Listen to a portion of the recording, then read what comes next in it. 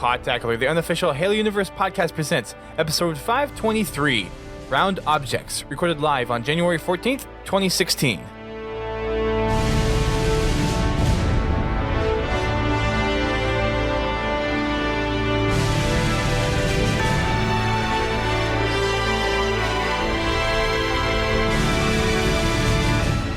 Hello everyone, welcome to Podtacular, the unofficial Halo Universe podcast. I'm your host, Duststorm. And I'm your other host, Biowolf. And tonight we have a very special lineup of guests for you, as we are going to be talking some Halo 5 Forge. For those that are not aware and are somehow listening to this podcast, we got Forge in last month's update, which has been crazy for the amount of content that has been coming out. Maps have been wonderful to watch, and then we've got some cool Forge tip videos. There's been lots of really cool Forge stuff. So we have the Community Cartographers on with us tonight. Everyone that got to go to 343 and help out with some of the Forge stuff, helping them kind of revamp the tool and make some of the big team maps that you're now playing in matchmaking on Halo 5. Starting off, we have a few returning guests. First is going to be Duquesne23 from Halo Vanguards on YouTube and ForgeChannel.com. Welcome back. Yeah, it's good to be back. Except Biowolf is here, so it's a disappointment. You know, he was looking for a home, so I put him up in a temporary place, you know. I guess. You know. Wow, is that really what I'm... Okay. He's a welcome addition. So, next up, we have the Psycho Duck from Halo Customs and the the ForgeHub video team. Welcome. Hi, thanks. I just want to say that we have round objects. Oh, that voice. Sounds exactly like that guy in that one video. Several videos as of late, actually. But yeah, you're also returning back, so welcome back to the podcast. Thanks for having me. We also have returning NOKYARD from GrifballHub and HaloGAF. Greetings. How's it going? Going well. How's the Griffball coming? What Griffball? Yeah, we only saw the hammer. There's a ball. There's no Griffball. Honestly. Yeah. Still waiting for that. Well, they showed a little, they've been teasing all kinds of cool stuff. A sketch of it looks like a Griffball. So. Yeah, definitely could be. Mm-hmm. Hammer time. Other than that, it's going great. Yeah. Yeah. All right, cool. We also have Warholic, which he has asked me to introduce him as ForgeHub for life. He's also from ForgeHub. I love that it made you say that. Yes, hi everyone. This is Warholic. Welcome. This is your first time on the show, actually, I believe. It is. I'll do anything once. I said that before. No, not officially. You didn't. Yeah, we weren't on the air yet, so it counts now. Starting now. And then we also have another interesting introduction. The Fated Fire, Master Troll, and Death Pit Extraordinaire. He wasn't serious when he wrote that. You asked. Yeah, it was. You said you were going to read these verbatim. I told you guys. That was your mistake. Type in the chat how you want me to introduce you, so. But welcome to the show. Hey, I'm happy to be here. I'll try not to start too many fires while I'm on here tonight, but no promises. So, yeah, but thanks for having me. Well, welcome, everybody. Like I said before, a few of them are returning. So we have Duquesne23, the Psycho Duck, and NOKYARD returning. So thank you guys for being on here again.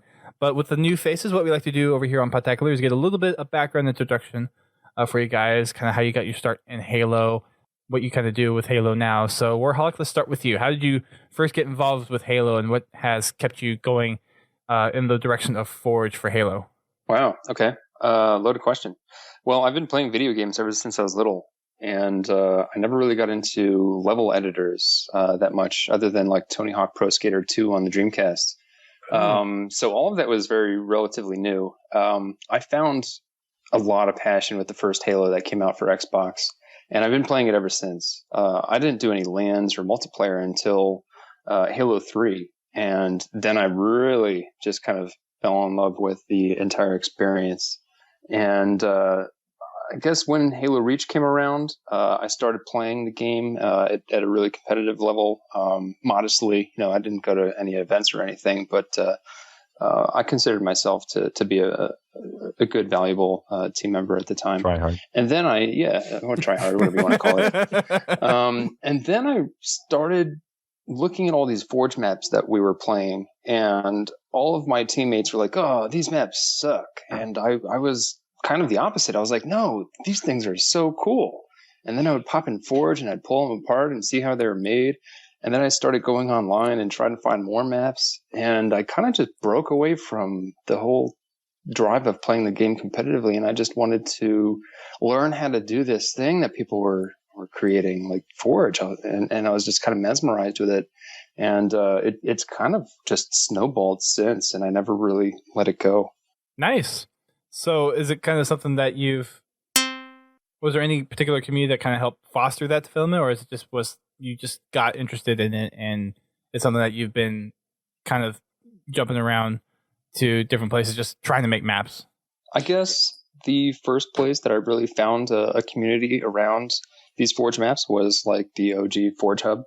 And I met a lot of people on that site, including everyone here in this chat.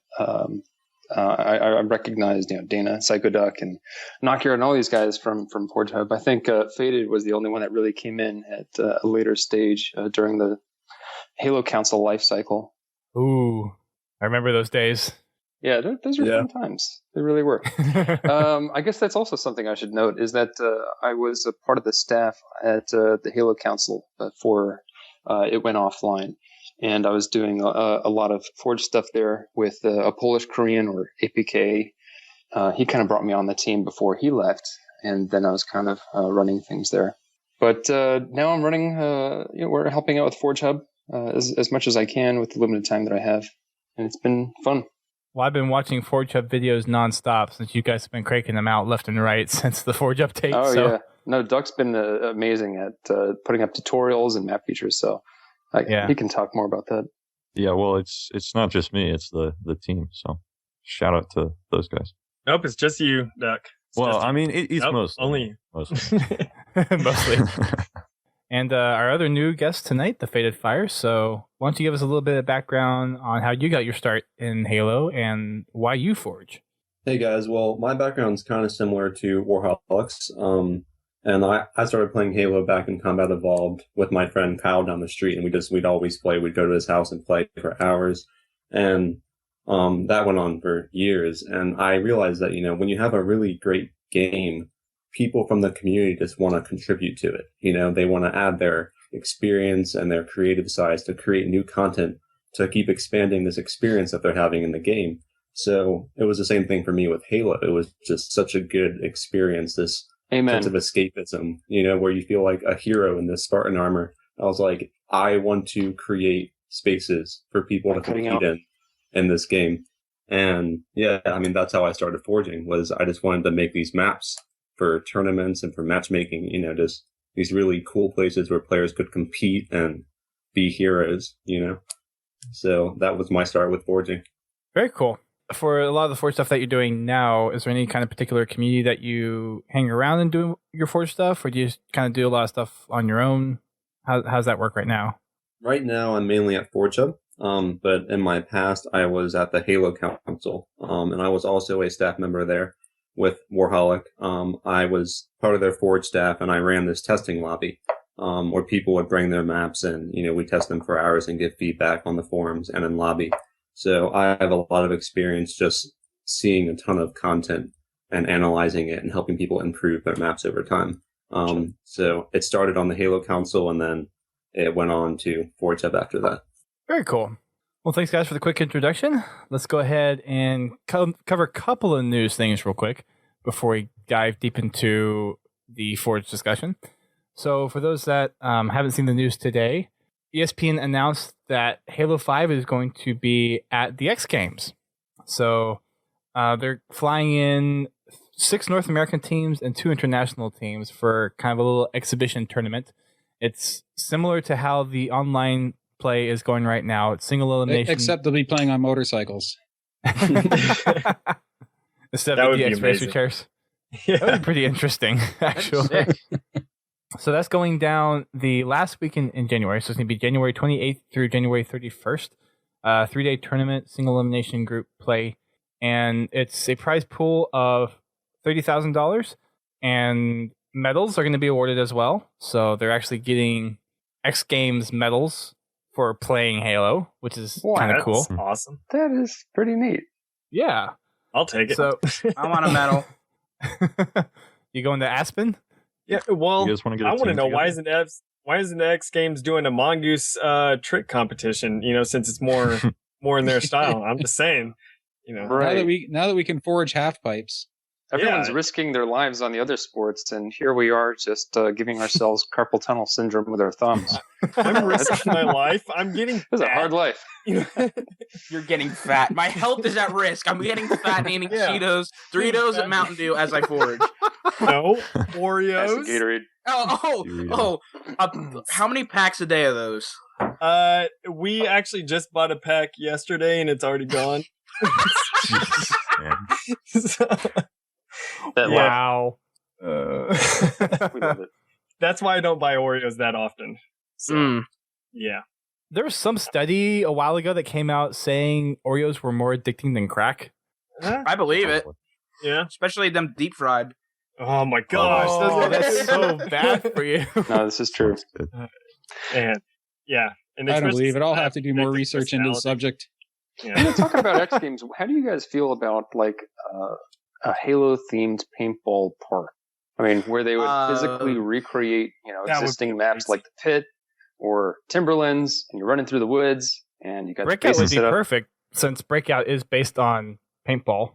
It's actually interesting you say that. Me and a couple of buddies a year ago actually were sketching up plans. Our buddy's dad had 40 acres just for no use whatsoever. And we thought of actually doing that to do a paintball course. It was airsoft at first, and then we started thinking about paintball. Oh my god, what map are you guys thinking about? We're thinking about the Pit. Oh my god, this is like that would be forging in real life. Do you realize? Yeah. Well, they did it for San Diego Comic-Con this past year with the Breakout Arena. So it's definitely possible. It would work. Just need paintball guns instead of Nerf. Think of all that light map. Okay, it's Boomco. Unlimited budget. Let's be franchise correct here. It's Boomco, not Nerf. Oh, whatever. I always say Lego instead of Mega Blocks. So Hey, speaking of whatever. budgets, Lego is should we better. talk about the new Forge at all? Because it did get quite an overhaul. Whereas like Yes. the previous system, Halo Reach, Halo 4, they all had like 651 objects as a maximum. Like if you were modding the canvases like I was with Lord Zed and some other people. Feedback hated that I used modded stuff for making like race Oh. maps and everything. Mm-hmm, yeah, Yeah. he always makes Yeah. fun of you I for that. barely made Cheater. anything off of modded canvases. I only used the modded canvas. Noob. Yeah. Yeah. Noobs.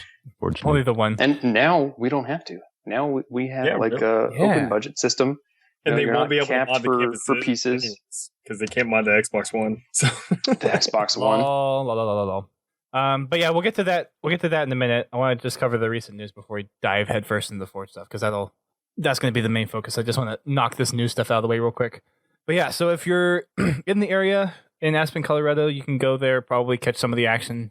They will be streaming it on Watch ESPN, MLG, and Twitch. The normal channels for Twitch is twitch.tv/Halo and then mlg.tv/Halo. They'll be there for the whole weekend. And then there's going to be highlights actually broadcasted during the X Games on ESPN. So that's pretty cool. Halo's going to get some coverage on national TV. yeah, that's Yeah. awesome. As it should be. Yes. Absolutely. Indeed. I think So, yes. also some worthy news is that Activision purchased MLG for, I believe, $47 million. Yeah, something like that. We covered that last week, actually. Oh, And- okay. And Get with it the was- times. Well, MLG is hosting the national American finals, and Yep. so it's a part of it. Yeah, we talked about that a little bit going through the history of how Halo's gone through MLG, AGL, HCS, all that stuff. Oh my god, But- did you just say AGL? Well, Yeah, to be- she does. to Are be we supposed to fair- repress that from our memories? to be fair, they did supply a competitive platform to have it. So while people don't really like the thought of it, they did try to at least keep competitive Halo alive. They tried. Yeah, and I think they did extend the lifeline for a little bit, but it's just a little bit unfortunate that the people that ran that league weren't really sufficient to pay out everyone. This is true. That is a very unfortunate side effect. But so yes, if you're going to be watching the X Games at the end of this month, then you'll be able to catch some Halo action in there. You'll be able to catch some of the North American teams and then 2 of the international teams in there. This isn't going to affect the finals at all for regionals. Not going to affect any placements. So this is purely just a event that's kind of inside of the World Championship Series, but it's not going to affect the standings at all. But it's still pretty cool. They get medals for it, which is pretty cool. And $30,000. Yeah. Oh wait, no, not 30. That's a total prize pool. Oh, so okay, it is. First place is probably going to get something like 15, 12, second 10, 12, something. Probably like 12,000 for first, something like that. I'm guessing they're being flown out there too, so they get to travel there, and then they get a little bit of extra money there, which is cool. Yeah, and the passes. I mean, if you have the 4-day passes, are like $1,500 a piece right there. Yeah. Next, all we need is Halo in the Olympics. We're good. There you go. Oh boy. So I did put out a tweet today, and I was kind of a little offended I didn't get any retweets or any replies from ForgeHub because I mentioned this to you, saying that we need to make some X Games stuff inside of Halo 5 now that they're actually doing this. So we do need to make some kind of mongoose slalom course. Hey. Oh, I see. Hey, that is an interesting idea. That's already on the list. Duquesne's, that's already on the list. forte. When I saw that, I'm like, this. Well, you need to get it out before the X Games come, so you can have a little video that they can play during the stream. If they can't pick it up, then your video's on the stream, dude. Fine. I'm trying to help you neat. here. I'll rush that sucker. That is definitely in Duquesne's territory right there. I was already planning on making race a to skate that park, finish line. like a mongoose skate park. Like, because they've had little skate parks type of things in past, like I think in Halo 4, someone made like a little skate park also. But now that you can control your mongoose, it's going to be a lot better because then you can actually do flips and stuff. Dude, we could have like a rating panel. You could actually do a legit X Games within Halo 5. Yeah. It'd be cool. Have people standing there. You know? I mean, there's the Halo Ninja Warriors stuff that's going on right now. I mean, that's something that keeps on coming out on Halo Vanguard. So you just do something that's X Games. There you go. There you go. Games. I'm giving you an idea. I should get some kind of compensation here. I'll give you a pack of Oreos. Yes. And RTX. You okay, that works. are entitled to our appreciation. That works. Or South. I don't know if you're going back South. I'm not going to South. I will be going to RTX. I will be going to Prime. Yeah. DK needs to go to Prime. Man, pay for my flight out there. What do I look like? If a person made money? Hey, I saw your music video. You got to get rich off that. Oh, my. What? What's this? I think you need to post that in the Twitch again. Yeah, go ahead and post it again. Yeah. No, let's... Anywho. But this... So, I tell you, like, once a month, I'm going to post that. You know, just to remind people. Know your roots. Know your roots. So. Yeah. That reminds me, we really need to get that shirt out, don't we? Yeah. Yeah. Oh, is Podtacular making some clothing? So we had a very, very, very limited run of a #BlendBiowolf shirt. It is a good shirt. Yes. We'll probably be doing something along the lines of a small kind of Podtacular store in the future. And that would be one of the shirts. Actually, might do a T-chip with that shirt, to be honest. I just need to get down and work out the logistics for that. But going on to some other news, because I know we want to talk Forge here. The last community update that we had was right after our last podcast, and we got announced the January update, which is going to become likely the last week in January, and it's called Infinity's Armory. We don't know too much other than what was teased during last month's live stream, and then we have a picture of one of the new maps that we're getting, one of the new arena maps. I don't know if this is a reimagining of a map. It looks like it could be, or it could be a new map. It looks like a reimagining of Fathom to me. Yeah, it's got the bridge from Fathom. Yeah. So and Fathom's underwater. This one has sand and everything. So yeah, it looks like it's in it's drained structure from Fathom, a dried lake or whatever. So definitely makes sense. And then you got in the little kind of stasis pod, looks like there's underwater plant life type stuff. So it very well could be. They released a overall playlist popularity from the holiday playlists that were thrown in there. So there was Holiday Social and Holiday Doubles. Why was Doubles so low in that list? I don't know. Because it's all on fours maps. If there were dedicated doubles maps, it would probably be a lot more Doubles popular. sucks. I said it. Ooh. Oh boy. Snap, son. No, I don't know. I feel not as many people play doubles. It's just people are more vocal about it, about wanting it. That's why I think. So, like the majority of people won't just go in with 2v2 type thing or whatever it is, whatever doubles is. I don't even play it, so I don't know. So, well, you're right. It is 2v2, so yes, you do have that. I played it every once in a while, like long time ago. So. Yeah. It just needs some dedicated maps, and I'm sure it'll be a lot more popular. Right now, with the map scaling and the weapon setup on those maps is designed for 4v4 play, so it's not ideal for 2v2. Right. So it's just not the optimal experience. It needs its own settings. Right. But I do think that it's a very important playlist. I mean, people love double so much because, it's just you and that one other really important teammate, right? Like it's kind of like a marriage, it's just you and the other person and taking on the world, right? And people love just having that one person that they're talking to, that one person that they can lean on to compete against these other groups of two. And I mean, I've always loved playing doubles, especially on midship and small maps like that.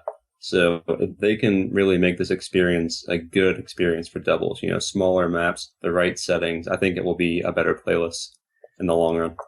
Agreed.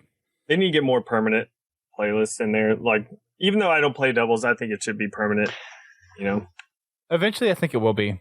I think it's going to be a little time before, because we still have more game types that we're waiting for. Wow. February is coming up, and that would be perfect to kind of solidify around Valentine's Day, because Faded was talking about the romanticism that happens with the 2v2 play, where you really have to kind of listen and be cooperative. And 343, you paying attention? Yes. Yeah, no. Valentine's Day release date. That would be pretty funny to see, like, Valentine's Day, like, hearts everywhere, and doubles is permanent, or whatever. That would be pretty Grab funny your partner, and it's like, will you be my doubles partner? Oh my god. That's actually, we're doing a little Valentine's Day thing on Halo Customs. It's not a doubles thing, but it's a 2v2v2. It's like a casual little game night, but it's supposed to be like Bring a Valentine, and it's supposed to be kind of cute and silly like that. I actually made a Valentine's Day map in Halo 4. Oh yeah, you did. Yeah, that was pretty amazing. It was really good. Yeah, that's fantastic. I'll ask you about that in a second. There is another update to the the file share. So instead of holding 40 game types and custom maps, you can actually hold up to 100 custom maps and game types in your file share now. You need to hold your pinky up to your face when you say that. Hold up to 100 maps and game types. There we go. There you go. So you got a little more space to work with now for custom maps and game types. No file browser yet. That is something that I think a lot of people are really asking for. And I don't think there's any reason we're not going to get one in the future, because when they did release Forge, they said this was a basic implementation, which kind of hinted at the fact that we're going to get something bigger later on. And Tom French is constantly telling people, on Twitter that, a more robust one's coming. So, to break out more Austin Powers references, I think Tom French has like this superpower where, like, if he was an X-Men, he can like break himself down into like 10 little mini-me's. And like he has one guy that's constantly on Twitter answering everybody's question. And like he has another little miniature, Tom French that's actually like working and building on Forge. And then like another one playing with Olive the pig. Yeah, playing with Olive at home with his family. And he groups them all together at the end of the day and like synchronizes back into like fully formed Tom French. They all goes like to sleep. Come out of his beard. He's the master wizard. And they like come back at the end of the day and like he's the master wizard of the Forge team. He just has this like a wizard. Crazy Tom does a great beard. job of answering questions on Twitter. Yeah. I don't know how he does it. Yeah. And it's like, I think Mike, he said that whenever like I put on there, I was like, I would like, 1,000 or whatever, not just 100. And he says the 100 is just the first step. So yeah, they're probably going to be they're absolutely 200. working on that stuff. Yeah. It's all just in progress. Yeah. Well, I guess it's all based on how much space they reserve on the cloud service. Yep. I really do think we need more space on the cloud service. Agreed. 100 is still yeah. not enough for me. Yeah. No, we need at least like 300. Yeah, in the Spartans. long run. No, we need like 4 clouds. This. Well, That's how it works, right? yeah, right. Yeah, and then we kick Tom Yeah, they French just down a rent well. clouds and store files in them. Are you going to decloud him? I know that was bad. I'll walk myself out. We'll swing back around to that when we start with the Forge discussion. A couple other things that we're coming up with is, unfortunately, no game modes. It doesn't seem like for the next couple of months, but they did tease an image that could hint at Oddball or Grifball. There's a ball with a plate. There's a ball. All this talk Some about kind of- balls. Could be a ricochet. Just say sphere. Yeah. Could be an You know. oddball. Circles. Sphere. Could be an assault Round ball. objects. Round objects. Yes. Could be a round Round flag. It's a new vehicle. Yes. There we go. Metroid It ball? could be that The hamster the ball. light bulb that Johnson rides at the end of Halo 2. Don't shake the light bulb. So yes, unfortunately there are no game modes coming in this month's update, and judging by the way they worded it, probably not next month's update either, which kind of sucks. No, we don't know that. Yeah, I wouldn't. We don't know that. Yeah. I think it's just that they aren't going to say something until they've got it Till they down. know. Yeah. Till What are you they- That's saying, what- NOKYARD? I'm just saying they've got to be working on something. That's all there is to Yeah. it. They got to be So working on they're- something. They're But doing like nothing. You know. yeah, it's They're just definitely- like, negative. That's they're working on game types. You don't have to Yeah. worry. Like they'll Yeah. they'll come eventually. Like I know, besides like Grifball, because that's a really important game type to have in there. Because for one thing, there's a whole community around it. But then infection is, I'd say, the next thing they need to get in there. Agreed. Yes. Just because infection for customs is a massive, like just from a mini game standpoint, and of course like typical infection and stuff. It's really important. And this is coming from a race person, but I know it's not that important. But they're working on everything. Like they're working on race, they're doing all that type of stuff. So Well, Oddball would be nice because, I mean, even if you have Oddball, you could still get Grifball out of that. So that's kind of a 2-for-1 there until you have have to it. reverse engineer it the other way around this time. yeah, Very well might have to. King of the Hill is kind of a spin-off. I mean, they already have the Hill type of structure in there with Strongholds, so that'd be if nice. King of the Hill was there, then we can have the old-fashioned Halo 3 race game type. That'd be nice at Well, least. that was Halo 3 race was built off of VIP. It was built off King of the Hill and Halo 4. Wow. So ForgeHub did this poll, and we asked like the Twitter community what custom game mode they would like to see return to Halo 5 the most. And Infection got the majority vote at 60%, and King of the Hill under it at 16%. And that was like almost 400 votes there. Yeah, so that's people definitely want Infection. Right. The data's we there. did a similar poll on Halo Customs with a similar amount of votes, and it was, I think, Infection was the top, followed by Race, followed by Assault, which we went into that assuming Assault would also be an opportunity to build Grifball because Grifball was originally built off of Assault. So I think those were the top 3 in our poll. So those are definitely some of the big ones. So in addition to some of the stuff that's coming to Halo 5, Master Chief Collection got a tiny update as well. For the matchmaking system, instead of searching for the closest 9 level players, you're going to be looking for the closest 14. That'll hopefully speed up some of the matchmaking, and you won't be waiting as long to get matches. Also, Infection has returned to the playlists for matchmaking, and they have removed or retired the HCS and the Halo CE 4v4 playlists. So that is an ongoing thing for Master Chief Collection, with them consolidating playlists and looking for other things to bring back for those that are still playing Master Chief Collection. And then from the other, from the community update, there is some new community highlights for some Forge maps. One of which I think was really cool was a reimagining of the pit for Breakout. And this was actually made by Berserk on Xbox Live and Little Black Bubba, which our friends, I think, with quite a few people in here. He's in the chat. He's in the chat right now. Yeah. Oh, Yeah. hey. Yep, there he is. So, yeah, that was one of the spotlights on the community side, and it's a really cool map. I actually want to go play this, and I would like to see this actually get put into matchmaking at some point. Yeah, it'd be pretty awesome. Yeah, and it's called But, simulation. It's the breakout game type that it's made for, right? Yes. Yeah. Simulation is And it looks like a breakout map. Like there's that other Pit remake that was a more like it was a legitimate Pit remake, like it wasn't for breakout or anything. But this one is the breakout Pit. So that's pretty much it for the news. It's still a little slow coming off from the holiday season. We're probably going to get quite a bit more over the next couple of weeks as we learn more about Infinity's Armory, which is the January update.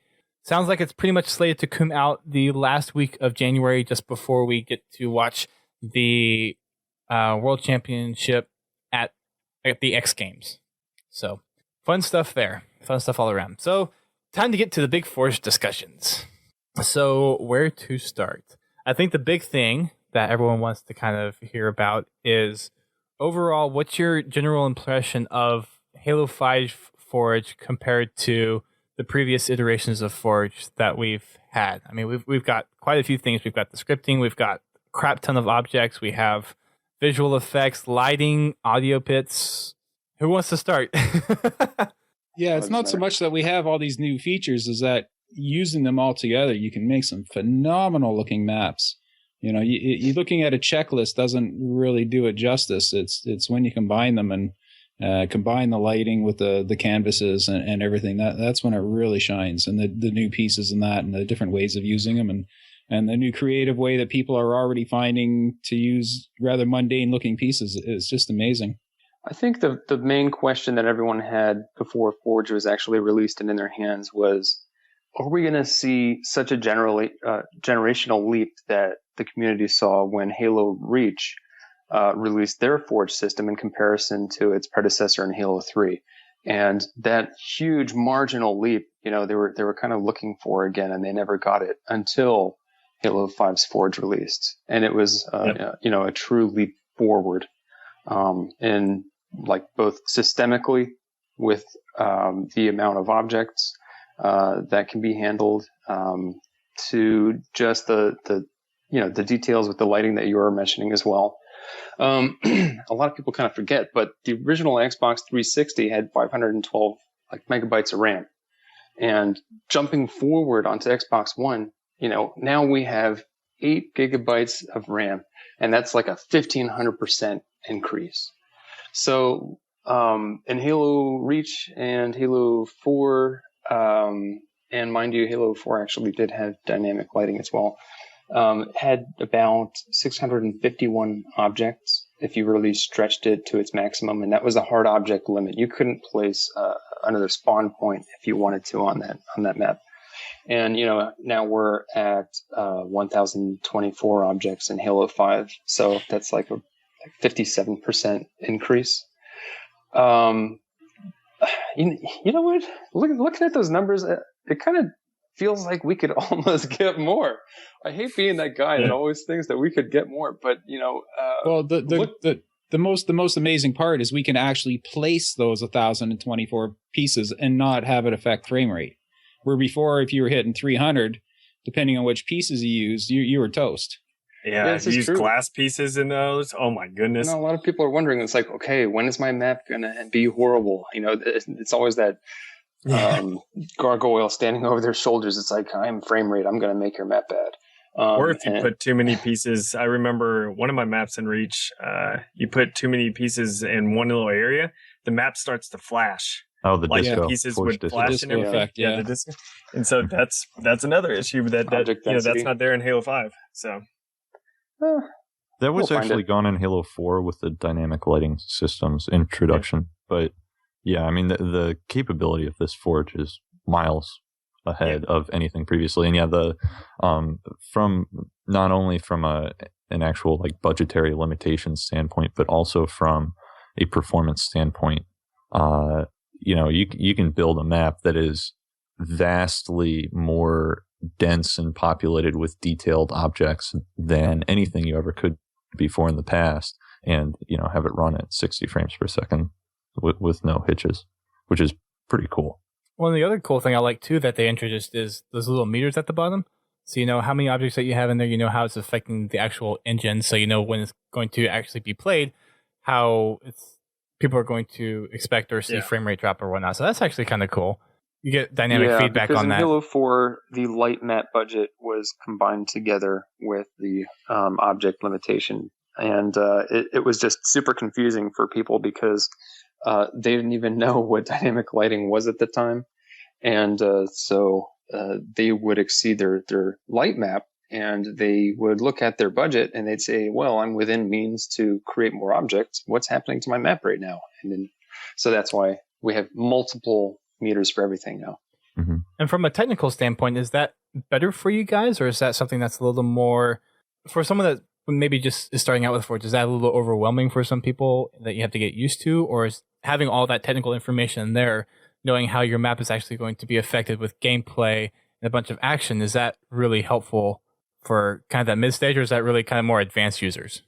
My sister is not a huge forger, but she loved to, mess around on Halo Reach and Halo 4. And she got a hold of Halo 5. And she said that she was having anxiety issues, that she was pushing buttons in the wrong way and she couldn't rotate her objects, and that the control scheme was completely different, which is true. And that she was missing the prefabricated structures. She's not really a level designer.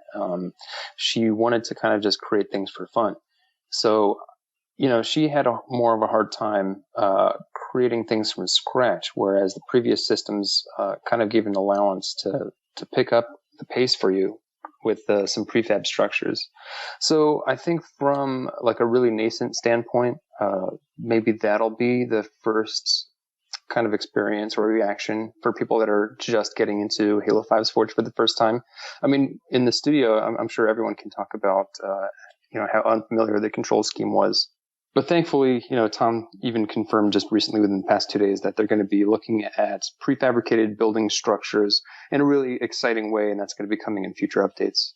So I'm guessing, judging by the sounds of what you just said, the learning curve in Halo 5's Forge is a lot steeper than it has been in past Halo games. Yes. Yeah, it is. Yeah. Well, that comes with the added power, because this new Forge is, in a lot of ways, more akin to professional development tools like Autodesk Maya, for example. Mm-hmm. Obviously, it's not quite there yet. It's still you're building with a controller. It's in game. It's on console, but there's so much more power, and I think the way everything's communicated to the user is very intuitive. But just because there's so much there, it's definitely a steeper learning curve than it has been in the past. But it gives just so much more to the people who do put the time in to really understand the tools. Can do so much more with it. We don't have those arbitrary restrictions anymore. It just kind of exposes the hardware limitations of the Xbox and how it's processing the game, instead of having these arbitrary limitations and stuff. So it's kind of a trade-off, I suppose. Yeah, it might alienate some less experienced users, but I think it's worth it for what we can create with these new tools, for sure. Yeah, it is. This is a labor of love, and while it takes us longer to create our maps because we just have more tools available, we can customize everything and refine it, 10 times or more further than we have in the past. And I think the result will really kind of make up for the complicated, systems that we're actually using. So amazing stuff is going to be coming out as a result of it. Mm-hmm. And I know this may sound a little condescending, but it almost makes it sound like, because of how technical the new Forge is, people that are going to take the time to make the maps are probably those people that are a little more talented, know how to make the maps, and therefore the overall quality of the maps that we end up seeing are probably going to be better, and people are going to want to play those a little more so than maybe the kind of the dilution that we got in Halo 4, per se. I can agree with that. Yeah, to some degree. I mean, there's definitely, I think the gap between like good map and a great map, not in terms of design, but in terms of polish, is definitely a lot wider now, because there's so much more you can do to really bring your map like visually, and not just visually, but to the next level as far as really going in depth with lighting, with intro and outro cinematics, with scripting, like named location volumes, with scripting, with just all that stuff. There's a lot more depth there. So yeah, I mean, I think that will sort of over time allow the people who really invest the time into every last detail to make their maps stand out for sure. I know one guy, his name's Mythical Twinkie. He's made some city maps and stuff, and one of them's I think called Down Zone, I think. But it's a BTB map, and it looks amazing. Like, it looks ridiculously amazing. So people are going to make some really amazing stuff like that, look more realistic and not necessarily as just a Forge map and everything. That's awesome. To add on to what Duck was saying about making maps look amazing, you can definitely do that in this Forge. You can provide this really great sense of escapism with the environment itself, right? Like in previous Forges, it was very hard to be a good artist within it and to actually make the place feel real. But in this Forge, there's so many tools with lighting and with the environment that you can just really create these escapes for people. But as part of the team that actually helps decide which maps get into matchmaking, it's also important to focus on the map design at the core as well, which is where my focus is. I'm less of an artist and more of a gameplay designer. So you can make this really great looking space that doesn't play well, right? And it's really important to have both, to combine the really good design with the amazing art, and Absolutely. really let players, be in this escape when you combine both what they can do in the game and how they view the game itself. Right. Yeah, that's a really important point. And even something else is in terms of readability as well. If you invest too much into arting your map, you might make it very immersive and very believable and very realistic looking. But if you end up having all these busy textures and really moody lighting and stuff, you might actually harm gameplay in doing so, because the space is less readable. It's harder to acquire targets, to identify opposing players, to differentiate walls from floors, and your sense of depth perception is thrown off and stuff.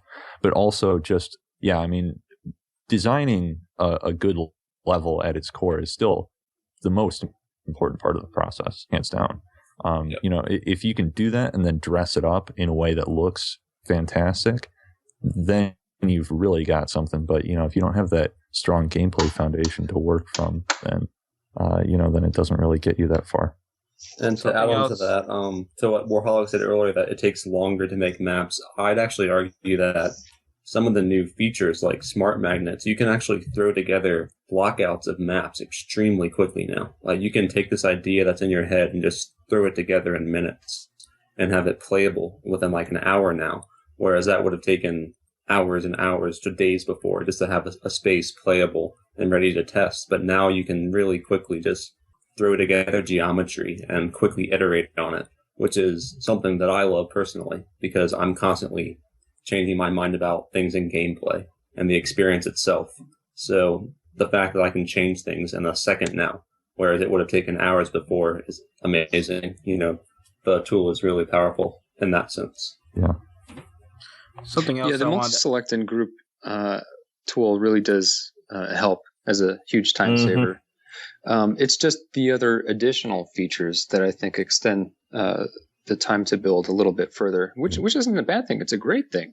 I would love to have customized lighting and intro cinematics and sound emitters and all these little details to flesh out our maps. Like these we didn't even have to worry about in the past. Now we have a huge palette in front of us to work with. And so, creating a map, sure, we can design and build, very, very swiftly. But in terms of refinement and polish and completing a map to the best possible version, you can really devote a lot of time. Oh, yeah. No, I agree for sure. One thing I have seen with dressing up your map a little bit, something that actually me and you and Eli were talking about at E3 is that a lot of stuff could be a little bit distracting, especially with the new lighting effects that they have with this Forge. There was something that I was playing a map a couple days ago. They put a little too much flare into it. So me being distracted by it constantly gets you killed. But it's interesting to see how things evolve over that, because there's some other maps that I've seen that were just absolutely gorgeous and were perfect. Like there's so many things you could do with this now that's actually really cool. Duquesne, there was actually a map that you showed me that I was just blown away by. Like the fact that it was a forged map, it just blew me away. I forgot which one it was. You may remember. I don't know. It's probably Mythical Twinkies, like one of his, because I think I showed you one of his earlier. I can't remember which one it was called, but yeah, he makes some beautiful maps. They don't really play too well for BTB. He mainly goes for looks on his maps. They're still fun to play on, though. It's not anything competitive. It's just if you're goofing off with friends and everything, and you just hop on that map and have fun. So yeah. Something else that I really wanted to test, and I haven't actually done it yet, is to do landscapes and different things like that for screenshots. I'm a huge screenshot guy, so when I was looking through all these different things with smoke, the lighting effects, flare, all these different things, it really makes me wonder what else people can do apart from just screenshots. I mean, like Machinima? Drax, just machinima work and stuff like that.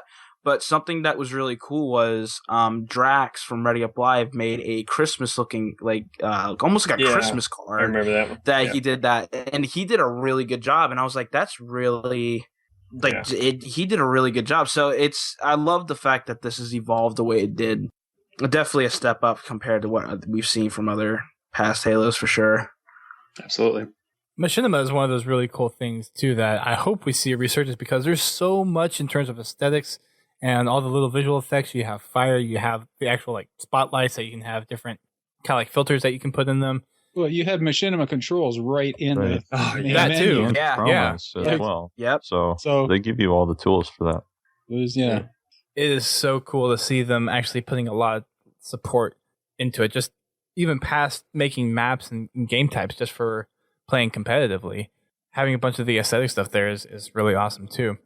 So I guess next thing I want to kind of cover is the economy of Forge. I know we mentioned from the community update last week how they expanded the file share from 40 maps and game types to 100 maps and game types. So I think I know for sure I've seen Duquesne post about this, but having a file browser seems kind of to be the big functionality issue kind of in the general Halo game that is missing in order for these game modes and maps to really be shared and experienced.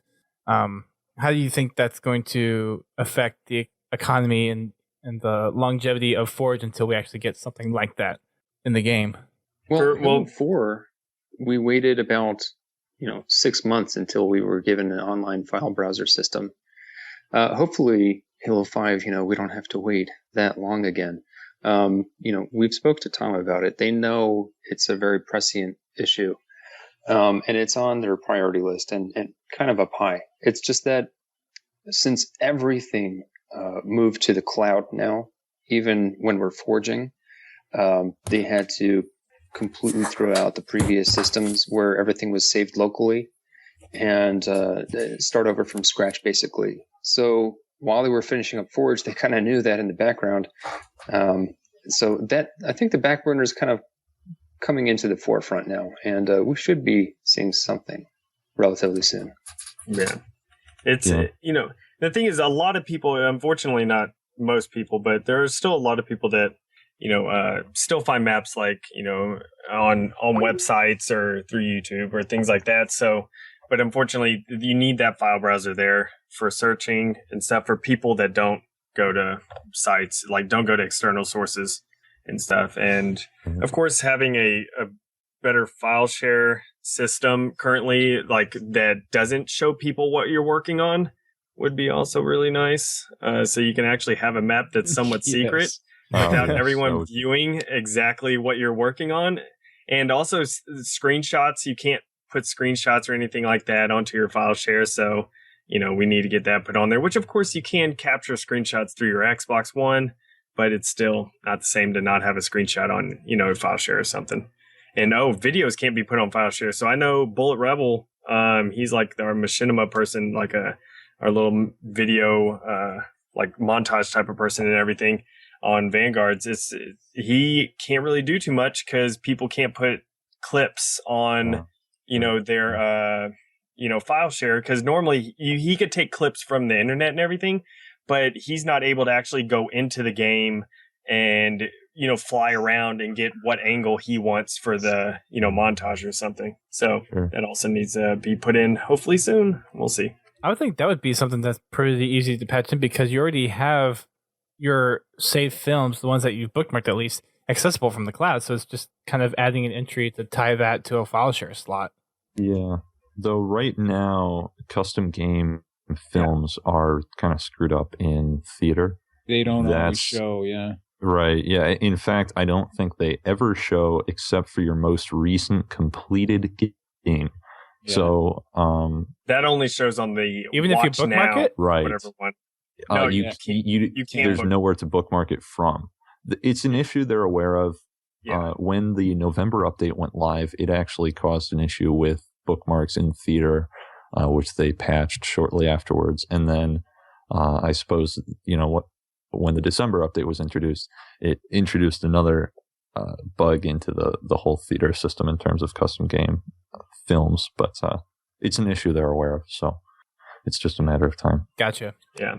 I'm hoping with a lot of the stuff that changes, because back in the days of Halo 3, that was when a lot of community content was coming out. We did have Forge, we had the screenshots, we had Machinima booming back then. So I'm hoping that when we do finally get kind of the online file browser type stuff and some of this other support, that we do see kind of a resurgence of that kind of content.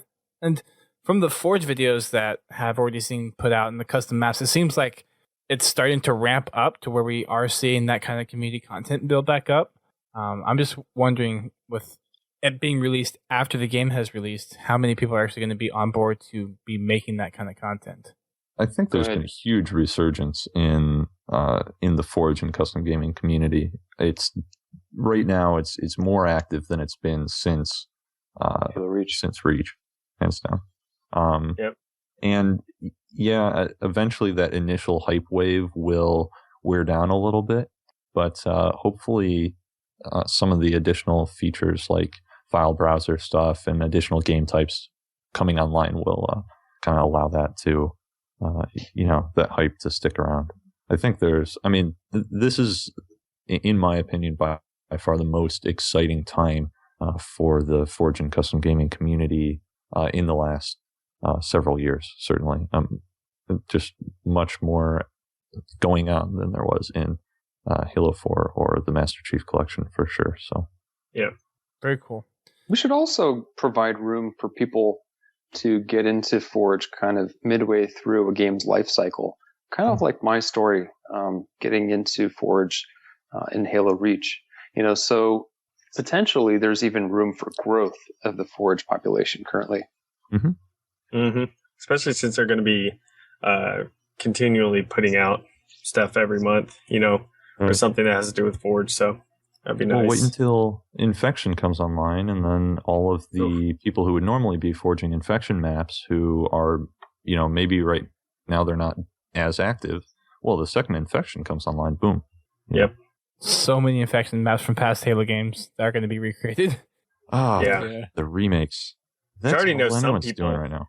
Some people have already made Infection maps, but they just throw them in as Slayer, currently. Oh, yeah. And then they'll just be like, okay, we'll just update it whenever, Turn the fog off, call it a Slayer map. Yeah, exactly. Because I actually do. I have a map I'm currently making. I want for Infection, but it's right now just a free-for-all Slayer. That I know. I have a bunch of Slayer maps that are boxes that are just an open square with 4 spawns on each side. Oh, and like a neutral objective in the center, too? Yeah, it's one flag right now, yeah. Yeah, crazy. So I have a lot of those. Yeah. One can only be in regard guessing. to in regard to the file share system, we kind of conducted this poll on ForgeHub and asked the community how they would like or prefer to download their maps. And there was an overwhelmingly positive response to downloading maps on a website and having them sync to their console, as opposed to players, with their gamer tag and searching via console. Halo 3, Halo Reach. Yes. I actually wouldn't even care if they had a way of searching for maps on Halo 5. Yeah. If we had a way just on Waypoint to, click a link and it downloads, I think the only time I used the map search feature before was to find contest submissions. Mm-hmm. It was easier just to punch in their gamer tag and take it from there. But otherwise, I never used it. I always use the online version. Yeah. It's a lot easier also for like sites, and everything to have a link just to a Waypoint deal, or YouTube channels where you can just have a link in the description. That was a lot easier then. Absolutely. So, hopefully. What about improving the file browser system? Not just restoring it back to what we had in Halo Reach, but I think even driving it further. To have a special section for anime respawn point art. Like a Bungie favorite type of thing. That, we could actually create sections or folders or albums. Folders would be great. I've been pushing for folders since Halo 3 stopped doing it. Yeah, so we can organize all of our own personal maps and have them under a title of My Maps. Or people like Duck and I that are very community involved, and we host a lot of contests, and we have hundreds of maps that we need to sift through and go through and test. I'd like to have a folder that, with contest submissions or whatever the contest name is, or you can create a folder for infection, and it's just so easy to find the maps that you want to play for your lobby when you're hosting folder it. For the winners of the contest, that sort of thing. You can be a better host and find the maps that you're looking for quicker. And when you're hosting lobbies. Wait for less time. Yeah, it would be great. Yeah, I hosted my first lobby since I think Reach the other night. I hosted a big team battle lobby with Psycho Duck, and first of all, it was amazing that we were turning away people after about 10 minutes. That was the most amazing part, because I haven't done that in a long time. But finding the maps and getting the maps and getting a set list, it's like impossible. I was just like typing the chat, who wants to put a map up, because I didn't know where to go or it's here's a crazy idea. What if we had the ability, similar to how people build playlists for music? You always pick your favorite songs and you have your playlist. And of course, like everyone knows what a playlist is in matchmaking. Yeah. But what if we could actually create our own custom playlists? Yeah. And further so people could just download one link, they would get all the maps in our playlist. Right. Be so cool. And then you can for custom games. Completely customize a custom lobby before it starts and say, okay, here are the maps that we're going to play, and this is the sequence, and it's just going to be as quick as matchmaking. And then the next map is loading up in 10 seconds. And then when you go to your lobby, you just press play. Yep. And you can even share that playlist with others. That's right. And so you end up playing the 10 maps in the playlist, and then if that's done, people are still around, throw in a 4v4 playlist. Now you can go further than that. Take what Battlefield does with their actual servers, where they people pay money, for servers, for owning a server on there. And you could do that with Halo, since I know Microsoft loves making money. So this is a way that people can actually pay them to own their own server. And then those have servers show up in the rec packs. But but then though, if you actually pay and own your own server in Halo, for a custom game, it basically then you could just put in a list of 10 maps or however many maps you want, and people could just jump in anytime, leave anytime, something like that, and then they could just be playing those maps, and it just keeps going consecutively. Once one's done, then it goes to the next map, and people can stay and play or try something else. It's a fantastic idea. The one thing that I would be reserved about is dividing populations. That's the only drawback, really, and it's kind of a big one. Yeah, because that's you're pulling the player pool out of Warzone or out of 4v4. I can see them not doing it for that reason, but I think everything else around it has to be easier. But Microsoft loves money, so they can get more money off of this way than people playing. Well, no, just make it available in Russia only. That would be, Oh my gosh! Oh yeah. Sorry, did I hit a nerve? Actually, that beta ended. I'm just kidding around. I know, yeah. Believe it or not. And it's not coming back. No, it's not. They really should release MCC on the PC. But that's another topic for another day. So for as much as, I guess, kind of generally that we've been talking about Forge, let's kind of dive into some of the specifics. So one of the things I'm most excited about is the scripting elements of... I mean, we got the introduction in Halo 2 Anniversary's Forge, which was pretty cool. But there is so much stuff that you can do with scripting in Halo 5 Guardians. Just on that level, we could probably just have a podcast on that alone. But how's the scripting in this, and kind of what are the strengths that we have that we'll probably see in a lot of maps? It's a fantastic system. It is. It's still, sorry, go ahead, Mike. I was just going to say, before you say that, it's still a little bit broken, and there's still a few missing pieces. But otherwise, it is fantastic.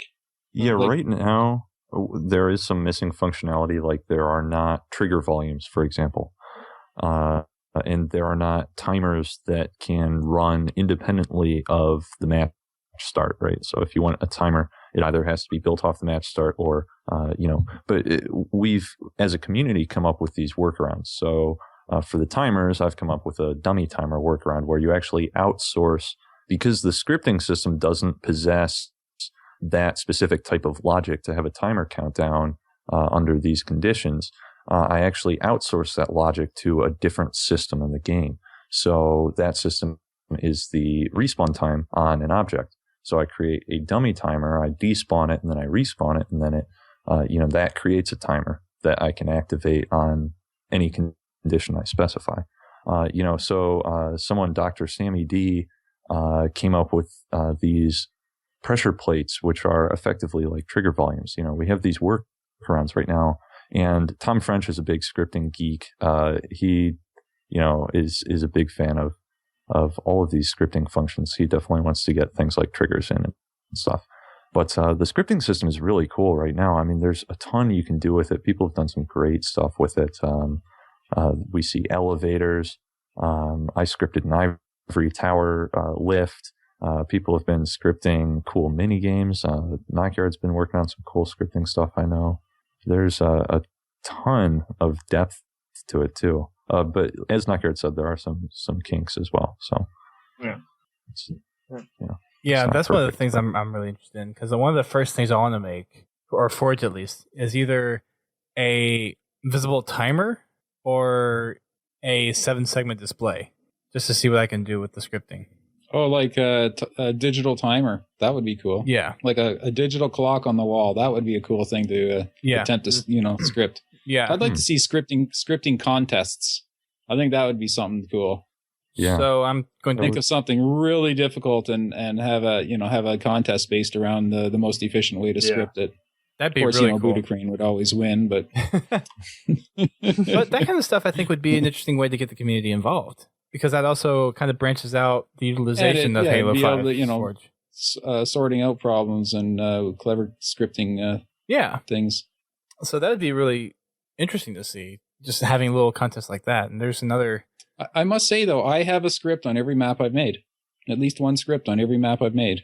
Actually, at least 12 scripts on every map I've made.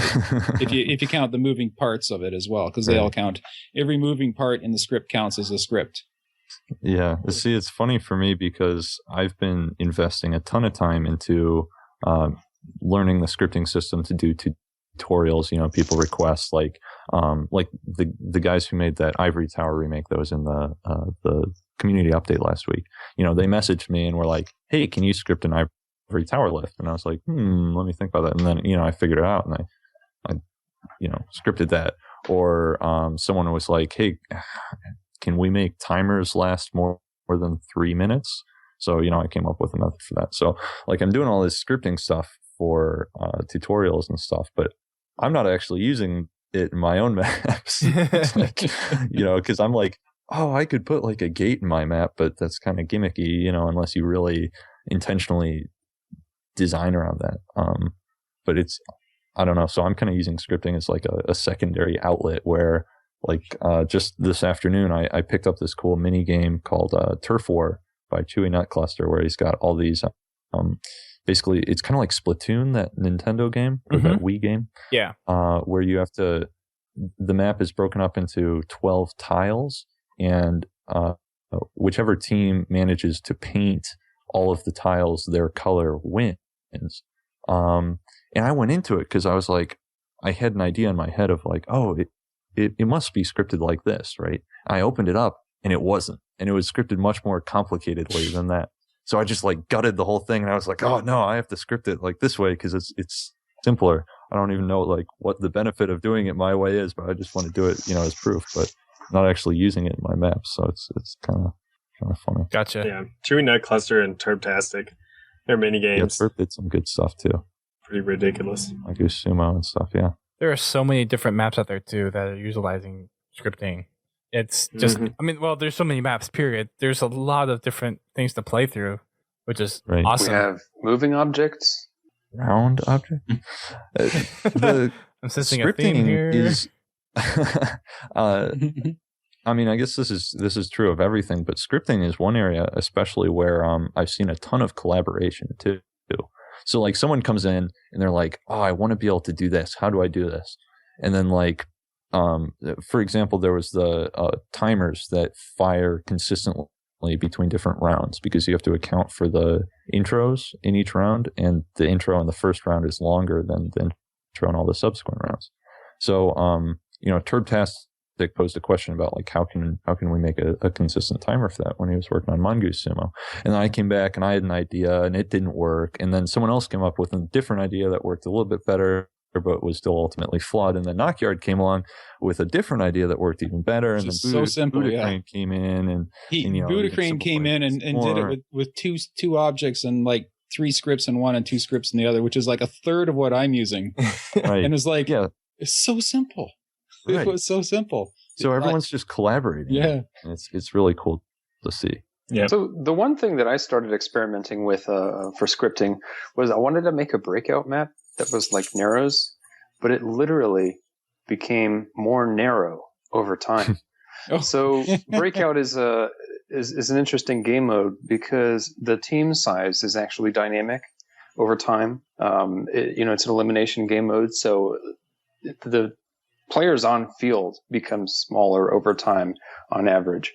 And I thought it would be interesting to start out with a 4v4 sized map that then kind of just slimmed down over time, just very gradually, to kind of culminate to a map size that was more equivalent to 2v2 or 1v1. And that was an interesting process. Yeah. Did you ever get that working? No, I went on vacation. Oh, right. Exactly. Because, I remember you started messing around with it. Yeah, I had it going. Yeah.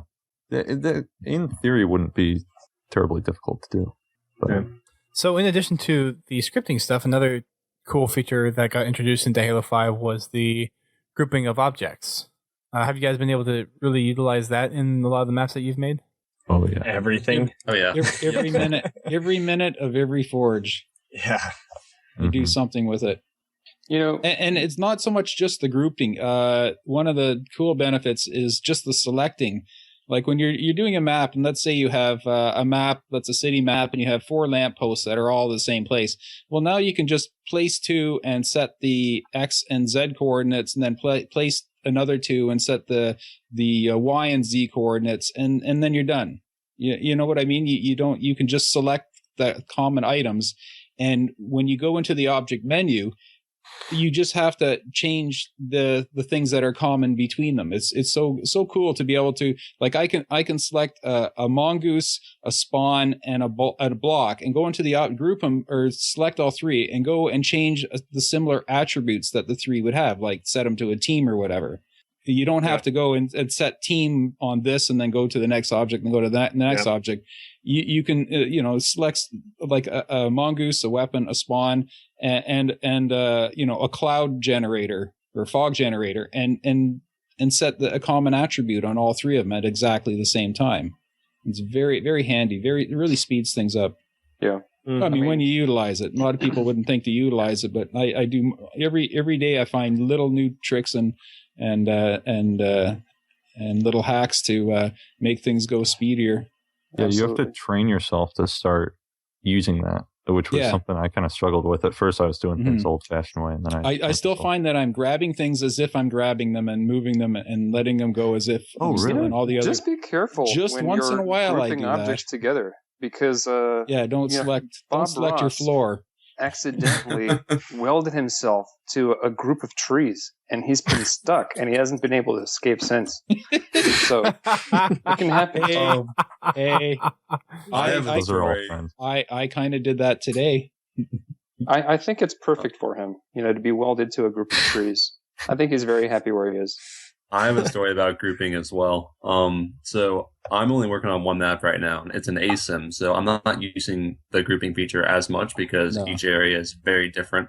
I have been using it to duplicate ramps and certain things that are the same in each area. But so I made this spacecraft for my map, and I grouped it together, and I tried to duplicate it. And the second I duplicated it, my object count went from 500 to 1,024. My light map doubled, Forge froze, and then the console hard crashed.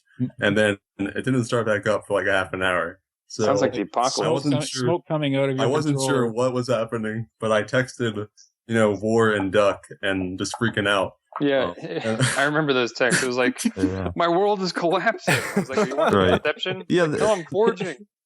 There are my spacecraft was just too cool for Forge to handle. Now I try to duplicate it. There are definitely some bugs that came about with grouping when Forge was moved onto the servers, for sure. All of these grouping bugs were not present, to my knowledge, on the builds we were using internally. But grouping, I think, going back to something Faded was talking about earlier, is for the whole rapid iteration on your maps. It as more of a design tool. I mean, it has merit in other areas as well, like art and stuff. But when you're designing a map, and you can just kind of block it out in really simple terms and just multi-select and duplicate and stuff, it really speeds things up. Or if you're trying to scale a map, like when I was working on Guillotine at the studio, I kind of was going back and forth with Quinn Del Hoyo, the multiplayer designer at 343, about the scale, because we weren't used to playing Halo 5 at the time. This was before the game came out. We hadn't played it since the beta. And, we certainly weren't used to designing for Halo 5. So the scaling with the new Halo 5 mechanics and stuff took some getting used to. So I kept iterating on the scale of my map. But what I was doing after a couple days was I was like, okay, I've got, 3/4 of headlong built here. And I just selected a third of it and just brought it in at 10 feet or something, and just kind of dynamically changed the scale of it on the fly, and was able to rapidly iterate on the scale of it, and ultimately, in real time. Whereas in the past, it would have taken literally, it would have taken hours to do that, because I would have had to move each piece individually.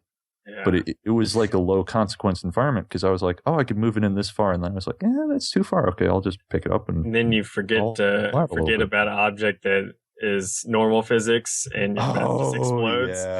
Yeah. The guillotine earthquakes. Oh man, the first That's time okay. I did that We have the edit undo option for that. There's this great clip on YouTube right now of these guys code forging, and one of the guys sets half the map to some other type of physics, and it just falls away into space. Yeah. So it's a really great video. I did that to my map at the studio by accident. I had this 850 piece headlong remake that I was working on, and I wanted to move the whole map, and I grouped everything, but that included the warthogs and weapons and stuff, which were on normal physics. Yeah. And as soon as I did that, the map just exploded. It literally, stuff went everywhere. And awesome. I'm sure the look on my face was, Duquesne can probably attest to this. I mean, I was I didn't know what to do. And then I'd recently saved, so it wasn't a big deal. And then later I was doing it for fun. I was like, hey, Mike, check this out. Just blowing up my map, but I was just doing that anyhow. I went to be a feature. My first attempt at Deadlock. I copied, I duplicated, or I grouped. I spent 15 minutes going through, making sure I had everything grouped it all in the one big group. put my rotation box in the middle, which is a little technique I use. And then all I did was hit wrong way on the D-pad, and then poof, it was gone. Oh, you deleted it. I deleted my entire base, and I only had the one. So the base on Deadlock, that's actually the third time I built that base, because once the server crashed and lost my map, and another time I just hit the wrong way in the D-pad, and just instead of duplicating it, and I knew I was doing it, and I saw the red line, and I just couldn't let go of the button fast enough. I swear they slowed down the delete button is like a split second slower than it was, or maybe it's just because I'm using a better controller. But I saw the red light, the red frame on it, and it still just vanished. And like I was heartbroken by that. Oh, I get to build it again. So it wasn't too bad. Dang. I do get a question though when you mention controllers, and you guys may have this, you may not. I don't know. Have you guys utilized the Pro Elite controller in any way with forging? Yes. Oh my God. I wanted to make a video about it just to share how awesome Elite controllers are for Biowolf, Forge. you haven't sent me mine, so. I actually. What is this? My I controller. have two paddles on the back Okay. that I just moved the right and left bumpers to. So now it's the exact same fly mechanic movement scheme from the previous Forges. And then the back bumpers are like my paint selection buttons. And it's just... feels so comfortable. Mine's the same. The upper paddles are the A and B button. So originally it was just A, B, X, Y. So bottom left I use when I press it, that just backs me out. It hits X to back you out of menus, so you don't have to hit back 5 times to get out of menu. I just pull on the left bottom. But what I found is I have mapped my lower right paddle to the left click. And you can cross Glacier in about 3 seconds. What? Because it's the turbo fly mode. Like if you press down on the pressing left click slows down your controller like to 10th the speed. But when you're moving forward and you hold it down, you go about 10 times, 15 times faster. So I map the left click to the bottom right paddle, and I can get from one end of the map to the other in I'd say 2 to 3 seconds at the most. And so you use that, just these little bursts of speed to get around the map. It's hard to get used to because you move so fast. Mm-hmm. Wow. But that's been great. I actually said at first I wasn't going to use the controller for forging because I know I'll wear it out if I do. So how long did it take you guys to actually learn, for it to stick in your head? Because I've been using mine 3 days. I'm still learning mine. The Elite controller you mean? Oh, you mean the controller, or you mean the controllers in general? Well, I'm just saying because the Forge controls in general for me were really complicated. I was used to I was sitting the first time I actually went in the Forge. Duquesne was with me. And I was just lost. I had no idea what was going on. So I was hitting the bumpers thinking you'd go up and down because I was used to force. And it was just doing... That was our number one day one complaint. Yep. Yeah. And so that's why I moved bumpers to the back paddles. Yeah.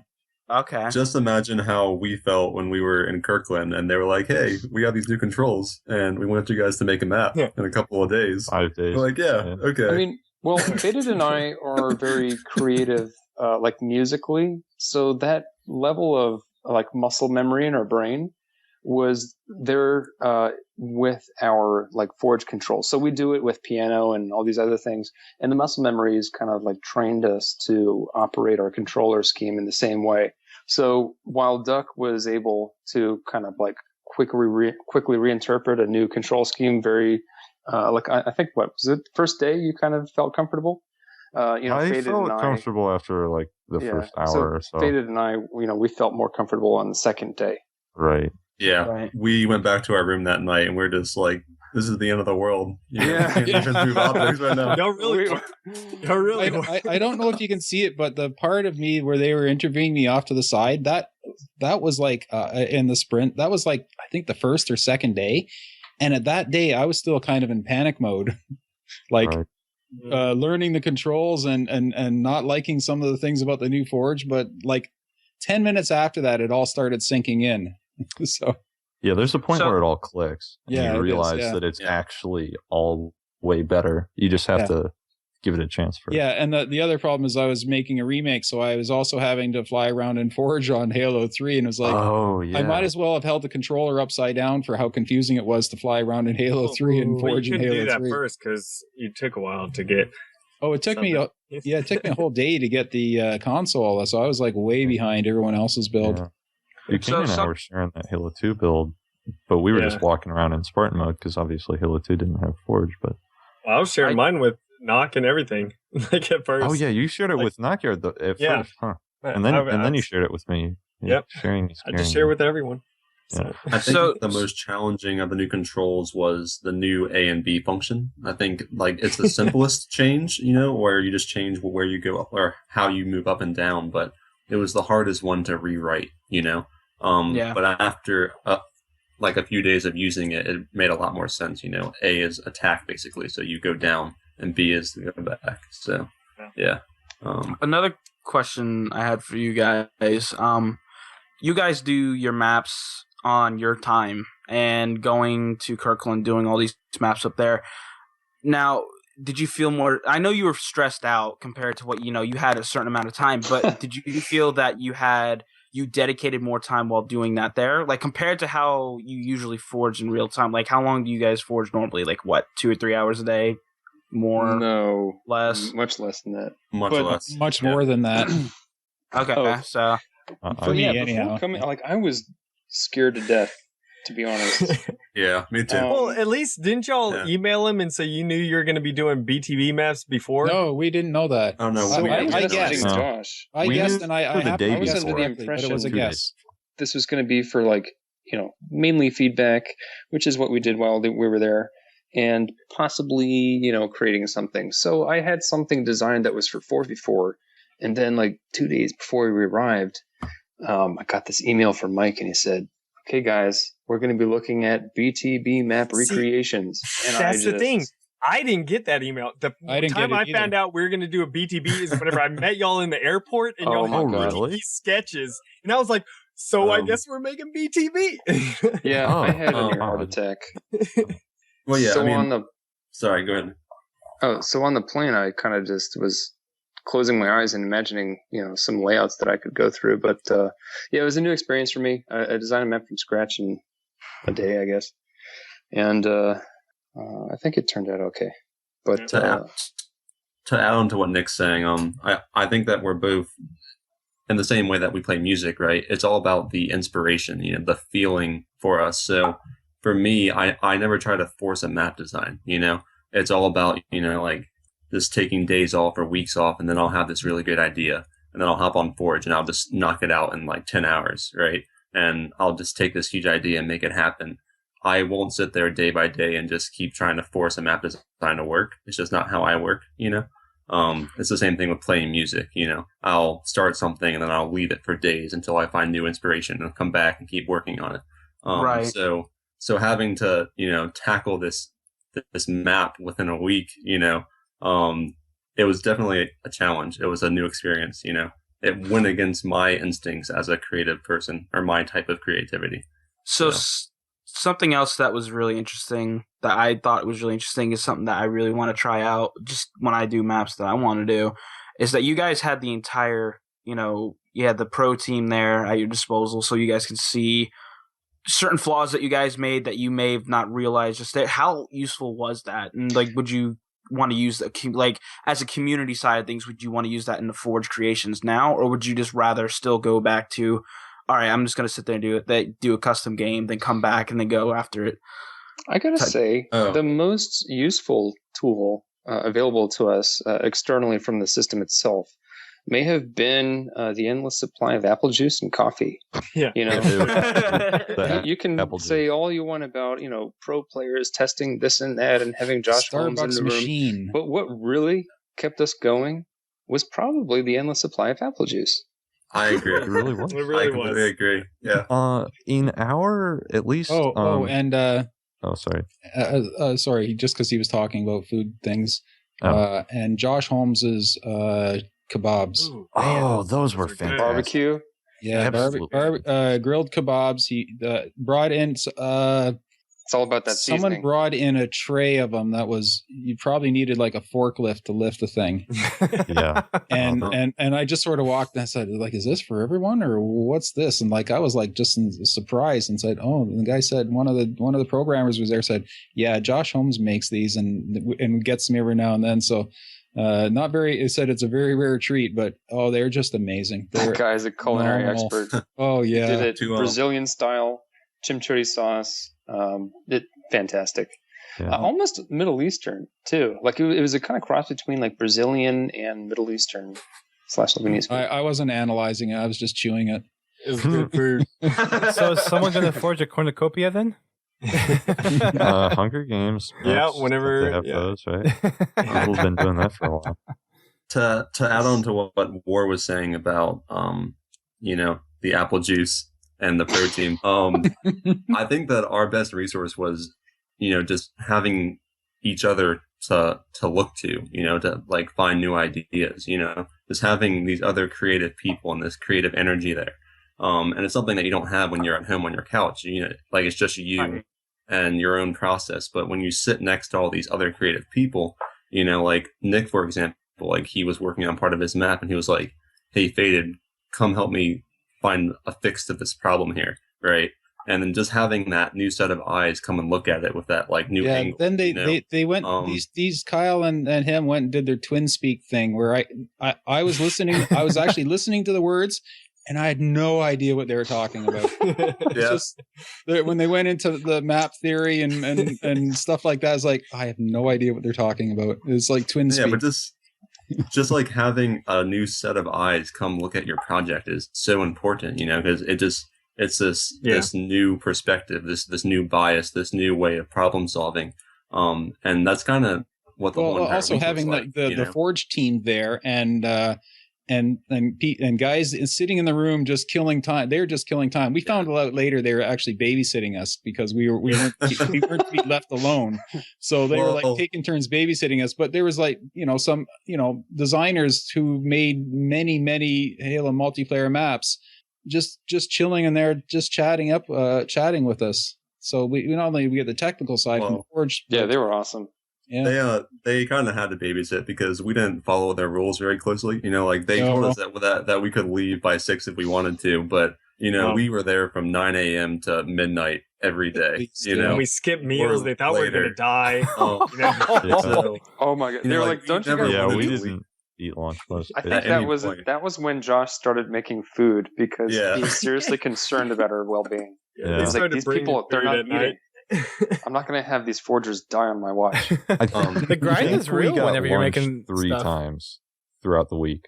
But but back to the protein, Dustin. They were really useful as far as just they knew the game mechanics so well that they'd come in and they'd be like, "Hey, Faded, check out this cool jump that you can do, like this cool button combo." And the second that Strong Side showed me how to do A, B, and C with the button combos, I put all that into my map. Like I wanted players to be able to find that over time, these really cool jumps and these ways that they can move across the map. And that's just a big part of how I design in general is around the game mechanics, Mm-hmm. So having that super nerd, the super nerdy type of map design. Like we have this joke with map design where it's like, when you go to a theme park and there's like the sign, like how tall you have to be to ride a certain ride, right? Yep. Like I tend to make maps where you have to be quite tall to really master it, Like I have all these death pits and these punishing experiences. So you really have to be a pretty good player to survive the map. It's just how I build. But yeah, I mean, it was great having the pros there to show us these cool button combos, these cool ways to use the game that we would have taken, weeks to find out. So what's kind of the biggest thing that you've taken away from the new Forge? Like what's that kind of big change in your guys' mind that's like, this is what really sets Halo 5's Forge apart from the rest of Forge? Well, for me, it comes down to one thing. The fire's lit. I actually genuinely am obsessed with creating maps again. I haven't felt this way in a very long time. So for me, the previous iterations of Forge, they were always just competing against my imagination. I could never really create something to the standards that I held in my head. And that's why I always tried to extend whatever kind of means we had available to us as much as possible, like using the modded canvases. And still, that wasn't like enough for me. So finally, I have a palette that I can access, with multiple brushes. And I feel like that creative energy is now just alive again. Yep. And I think it's too is that all the other versions of Forge, you had to suspend disbelief in a map, and when you're making a map, it's like, okay, this block here, that's the fridge, that block there, that's the stove, and a player comes in and they just see 2 blocks. Well, now we can, make it look like a fridge and make it look like a stove. I'm just using that as an example because I'm looking at a fridge and a stove right now. But but you get the idea. Is that now we can actually make things look like what they're supposed to be rather than have to, everyone here squint your eyes at this map. That or someone's hungry. And then have all the like lighting effects and any noise type of things and stuff like that, especially for things like Infection. Whenever that game type comes out, people will be making some ridiculously scary stuff that I don't want to play, but I'll play it anyways. Well, you mentioned something that was kind of pretty cool too. The new lighting effects system, the particle effects system, and the sound effects system. Those are all really completely new in the Halo 5 Forge. So that's some really cool dynamics. And I know for me, I'm a lot more into the machinima aspect of forging. So when it comes to like making scenes or developing sets, I can see those really get utilized or will be utilized whenever we see a lot more machinima come out. Yeah, I still think sounds need to be expanded on a bit. We need to have map-wide sounds as well, so that when you hit a button and a door opens, if you're standing right beside it, you can generate a sound and apply it to the script, but no one else in the map knows it. No one else can hear it. There should be like a map-wide or extending volume ranges or something like that. Yeah. Anyhow, that's the cool thing is that I think that's the most important feature that we never had before, was a team that listened to us and actually replied to us and actually implemented our ideas. Like my best, I think the best thing is trapezoids. I mean, you can thank Warhawk for trapezoids because they weren't there when we were there.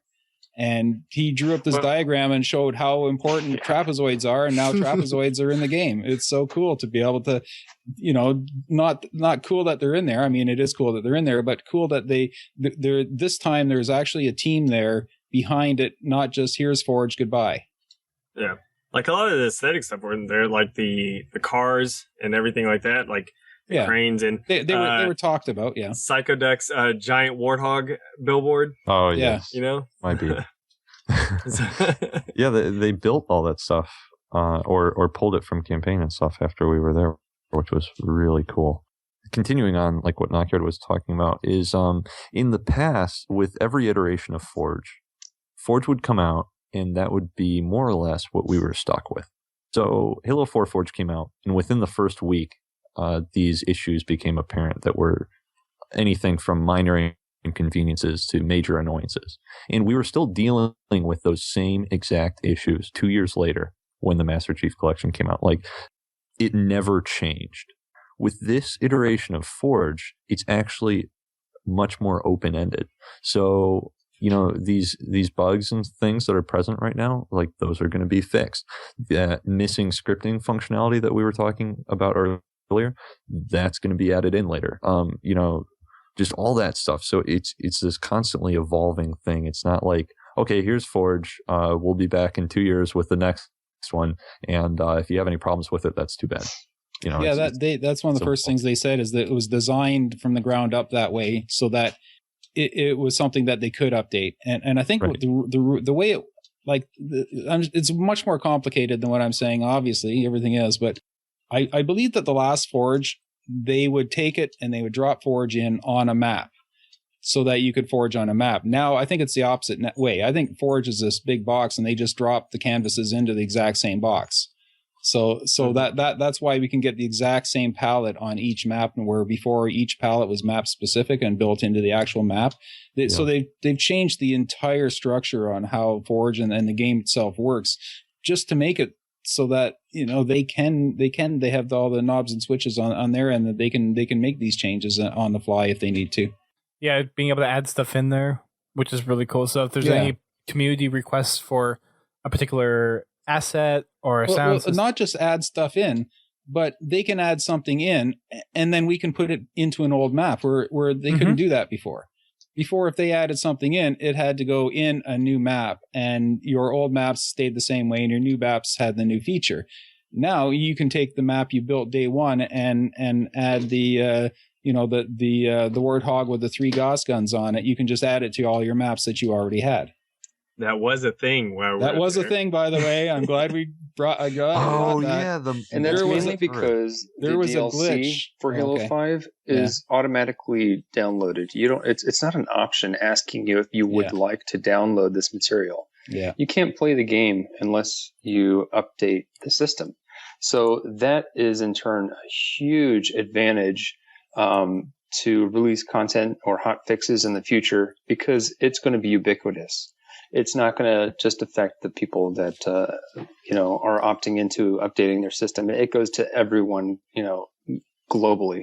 That was something that killed us in Halo 4 with Forge Island, was the 4th Forge canvas that was added in after the game came out. And that was kind of like the one big update to Forge, like over the game's lifespan.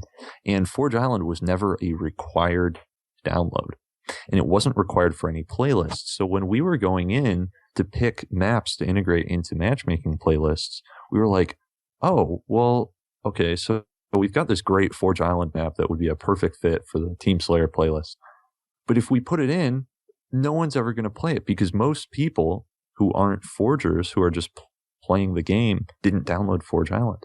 And I also heard of people that actually deleted it because they didn't want to play Forge maps and matchmaking, so they would just delete it. Wow. Yeah. Well, it was because there was a certain map that everyone hated, but we don't need to go that route right now. Oh, that was an option on one of the maps they were wanting us to reforge, and we were like, what? Ixnay. So we're on takeaways, right? That's the topic right now. One of my big takeaways is something really small, but just colors in general. Having colors is it's just such a big addition to Forge. It's such a small thing, and the Forge team there, they presented it and they kind of just moved right on to the next thing. But for all of us there, just having this huge suite of colors to pick from, it really makes it so that each map looks very different. There's no 2 maps that look the same now, because people can really bring out their personality within the color palette. And colors, people strongly relate to certain colors, I personally love shades of purple and blue and green. And you never guess purple on your... And I want to use those colors all the time, just because they just, they're so close to my personality, right? So, just being able to use those colors on my maps, it just makes them feel so much more like something that I created, that I'd create if I had colors to choose from. And I think that's something that a ton of forgers have picked up on. They're really starting to apply color theory and bring out their personality within the maps themselves, which was something that wasn't there in previous forges. Nice. Yeah, and also you can do, everyone has always been asking for a Covenant themed stuff. Yes.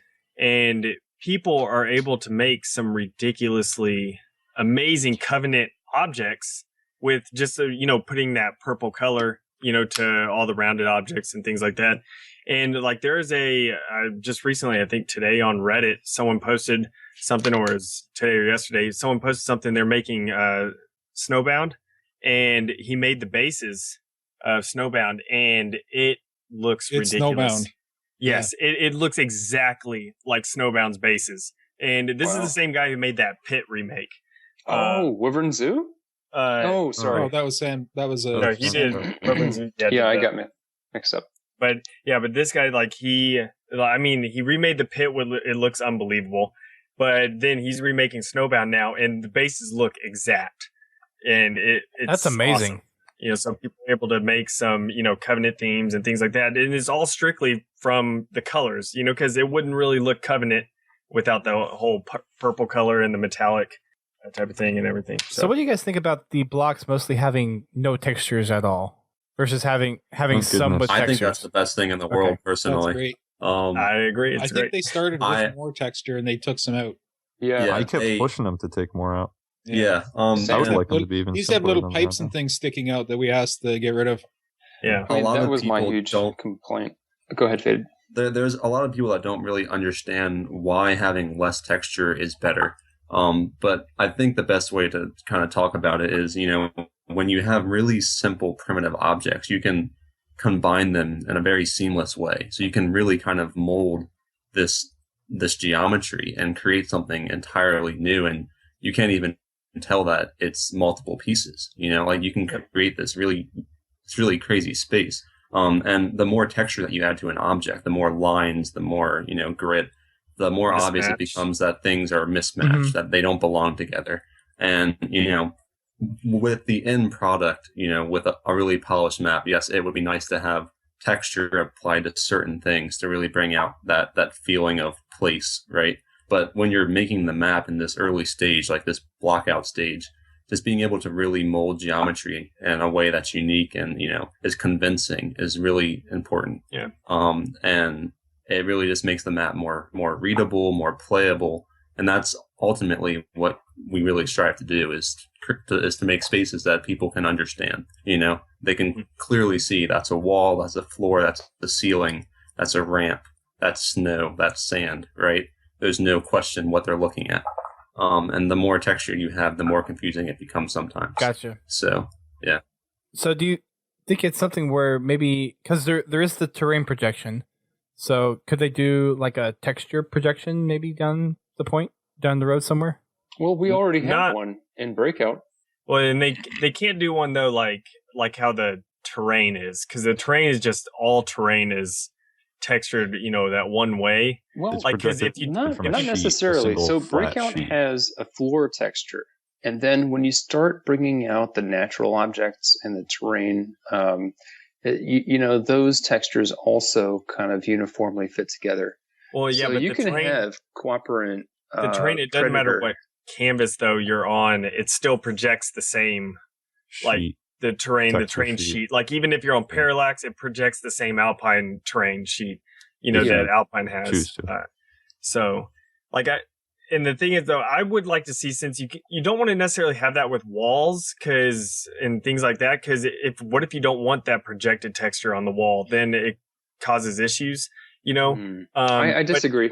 Well, no, what I'm saying is you have a texture that you want to, say you have a group of objects.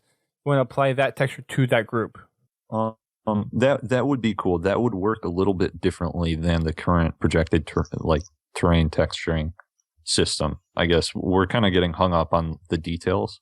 Functionally, yes, I think that would be fantastic. If there's a way you can highlight all the objects, like how you color objects, like after you multi-select, and then you color them all like green, but then you could texture them all a certain texture. That would be great. Yeah, that's what I'm thinking. Something like that. Yeah, I think it's definitely possible. Like, I'm just going to bring up a different game here because it's another advanced level editor tool, but in a game that you might not really think has such advanced tools, and it's called Disney Infinity. So I got this game for my 6-year-old nephew for Christmas, and I ended up playing it just as much as he was. I freaking love Disney Infinity. Yeah, and it's amazing. Like, you can assign new textures to all of the objects. You can differentiate between floor, wall, ceiling. You can change the skyboxes in real time, and like all of these features. And I was just like, wow, I've been so accustomed to Forge and not having any of these things available, and all of this is still very much possible. Mm-hmm. Yep. That's what. Yeah, I hope they could do something like how you paint walls, off multi-selecting and stuff. But you could just paint a texture, and you can have multiple different types of textures, on it. That would be pretty cool. Yeah, it's been talked about. Yeah, it's been talked about. Good. So, they know. Yeah, it's just something that you really have to be careful with as a designer, because when you have something that has too much 3-dimensional texture, right? Like, it can really change how the object actually is interacted with, like how players interact with the object itself. And that can sometimes be a really bad thing, like when walls have certain clippings that will make nades bounce incorrectly, right? Make a nade bounce back at you instead of bounce off the wall in a direction towards the enemy player. And a ton of forgers there, they focus more on making the space feel real first before focusing on how players will actually interact with that wall or with that ramp, right? And I think it's really important, to be careful how you go about making your walls and your ramps and your floors. And this forge is so great because it really kind of is representative of the actual map design process at like a studio, where you start with something very, very basic and like Maya, for example, with geometry that's just no texture at all, just pure geometry. And they'll create their map designs and then they'll test them in that state, and they'll keep designing, keep iterating, and then ultimately it gets passed off to art. And you can do that same process now with Forge, where you create a block out, you test it, you iterate over and over and over until you're finally happy with it, and then you can invest all this time in arting it and applying more texture, and having certain walls have, more texture to them and more art design, and having some that are really essential to gameplay, so they're less detailed, So yeah, it's a delicate balance between the gameplay design and the environment art design. And it really takes multiple minds, I think. It takes people that are much better at the map design and the gameplay design first, and then people that really have the art feel, for the environment. And there's some people that can do both really well, like Warholic, for example. For me, I'm much better at the first part and not as good at the environment art. So, yeah, that's just one more thing to add. Cool. That's why I think they should have not texturing the blocks themselves, like having bumps in them or anything like that. It should just keep like their primitive blocks, things like that. That's fine. But then having another type of color, instead of it just being a solid color, like solid green, solid blue, whatever, just having it like, I don't know, like a watermelon, look to it. Like that's the color, is like, it could be like watermelon or something. And basically it would have like that dark green and light green, like stripes type of thing on there, like on the actual color. So it colors it, it's all seamless. So you don't see any type of like replicating pattern or something, but like you don't see where it stops and, starts again. So it all is completely seamless. So you can actually paint a wall or something to be that pattern to be on there. Instead of it just being a solid green, you can have that, watermelon pattern or something like that. So like, I hope they do something like that eventually.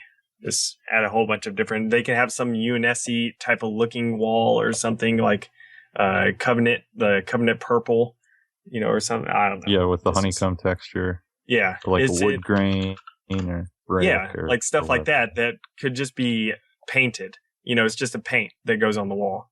And so just to wrap things up, I know we've been kind of get up to 2 hours here, but the last thing I wanted to kind of ask before we wrap up, and I hope you guys can come on again because there's definitely lots of other stuff that we'd really love to talk about. But for all the stuff that we have in Halo 5 Forge, what's kind of the one thing that you guys want to see back in Forge? Terrain editor. Terrain, like that was if you paid legitimate to the video terrain. When they were saying, okay, we're going to go to the new features, and I was like, is there a terrain editor? Like, No, Warholic, he put, whenever they were interviewing him for this stuff, they cut it out of it. Whenever they were interviewing, he was talking about having water blocks, like water, being able to place water. And so they're like, it's in the sprint episode now, you got to put it in. But of course, they cut it out. Yeah, they cut all of it out. I was talking about they were like, what are your favorite features? I was like, well, the new waterfalls that you can place are amazing. The water blocks and the acid pits and the lava pits. And they're like, yeah, this is really cool. I've never seen this stuff before. And then they chopped it out. So if you don't see me talking about the features in Forge, it's because I was talking about stuff that didn't even exist. One big feature that is probably not doable for this version of Forge, but maybe for the next one, is true 3D modeling. It's a really important feature that programs like Maya have, where you can start with like this basic shape. You can actually grab the faces and the vertices and the edges and stretch them in any way that you want to. And you can truly just create geometry spontaneously, right? And it's something that I've been playing around a ton with in Maya, just in my own free time as I'm learning the program. But if we could truly, just mold together this 3D model, in Forge, it would be really cool. You'd have really unique geometry. Like people would get insanely creative if we had a true 3D modeling function. Yeah, and that would Little be Big Planet. also terrain editing. It's the same Little type. Big Planet. Little Big, yeah, it's there. Yeah. It doesn't even have to be in Maya. It's in Little Big Planet. Yeah. Oh, and it's also just in is a Little Big Planet, first-person yeah. shooters. Like an indie game has object construction tools. Reflex, like their level editing tool is amazing. Yeah. They have sizable dynamic lights. They have lava. They have object construction with vertex editing. Extremely important because not only are you creating blocks that are squared off three-dimensionally, you can then customize them to having 45-degree angles or creating different shapes. Vertex editing and object construction is going to be impacting a huge aspect if they introduce that. Well, then you wouldn't have to have all the billion different objects that are in the menu system, like a 2x48 by 62. Like you don't have to worry about all that. You just have one single, thing, or maybe like a couple different things for different sizes to start off with. But that's all you have to have, and then people just mold it to wherever they want. You could have no objects at all. I mean, that's how Maya works. You type I'd like in to have props. the exact dimensions. It's good for set dressing. It would be nice to have a base set, but it would also be cool where you could just type in, I want an object that's 20 by 20 by 40, and it just spawns. That would be great. If they could cut out the entire primitive section and instead have a single object that was basically like placing a volume, like a hill volume in Forge, which you can currently place as a block, a box or a circle. But if you could do that, and you could maybe select from other options like a triangle or whatever, and then modify the dimensions, but it was actually a solid piece, and then you could apply textures to it, like we were talking about earlier, and modify the vertices. That would be, that would be like beyond amazing. It would be 3D modeling at that point. You could do anything you wanted and create seamless geometry and stuff. And what would be great with this object construction tool is, and I know everyone believes that performance is a non sequitur right now. It's actually like really great, but it would improve performance that much more. I mean, because instead of using multiple objects with light mass attached to each one, you're basically creating and stretching like these objects where you don't need to piece together. So they're not piecemeal or grouped. It's just like a singular entity that's extremely performant and efficient. And the same would go for terrain editors. If we had a terrain editor introduced, like we wouldn't be piecing together 100 different objects that each have light mass and performance budgets. Like it would be extremely performant and efficient because it's a singular entity. I was just going to say real quick. I'll just say, no, what I've said all along is have Forge separate from the game itself on console. Have Forge strictly on PC and like have a super robust PC Forge or something on there. And then you can basically just move your maps over like how you would do on, like old games, like in Halo Reach or something online. Like you can download and it would just download to your Xbox and just have Forge separately on the PC. So you can have something ridiculously robust and it's a lot more precise to use a mouse and everything.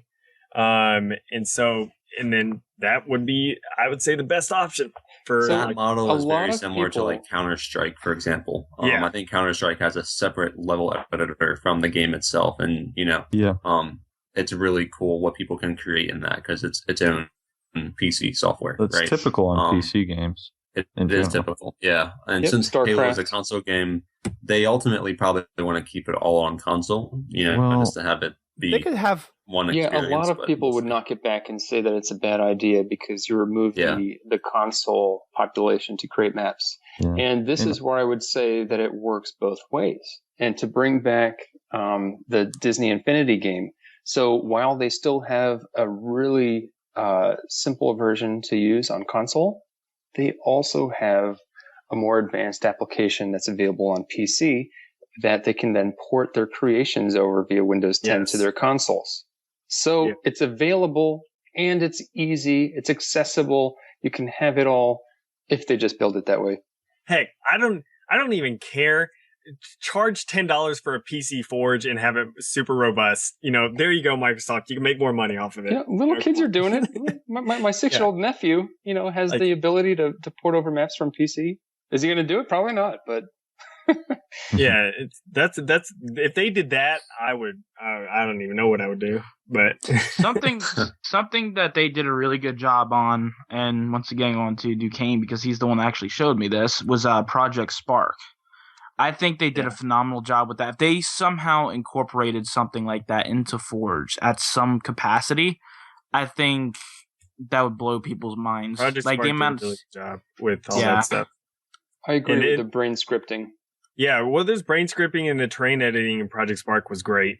And you can paint textures. You literally paint them wherever you want them to go and stuff. So it's that type of thing would be great. They need to look at Project Spark for that type of stuff. Can you use Spark? Because I don't use Spark. Is the terrain editor voxel based, or is it volumetric terrain where you can create holes, caves, or overhanging cliffs? Yes.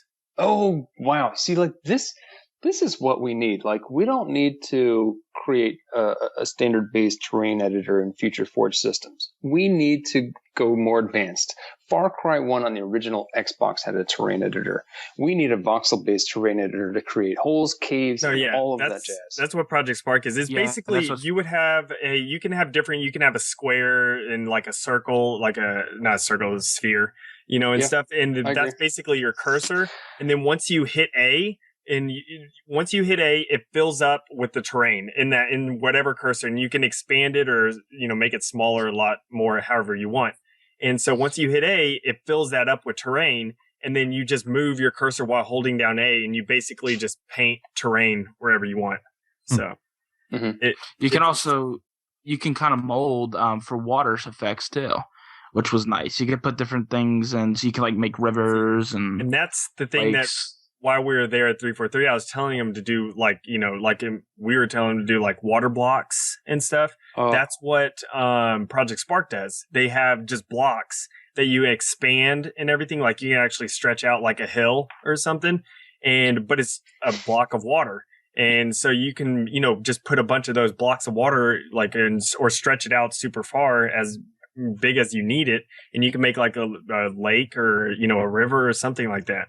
So it's just a block of water. That's also, you need that. Well, yeah, and you can create rivers, you can create streams, ponds, that kind of stuff, and that's a little more dynamic element to it. Because if you take the Ivory Tower remake that's just come out recently, you can put the pools of water back down on the bottom of the level.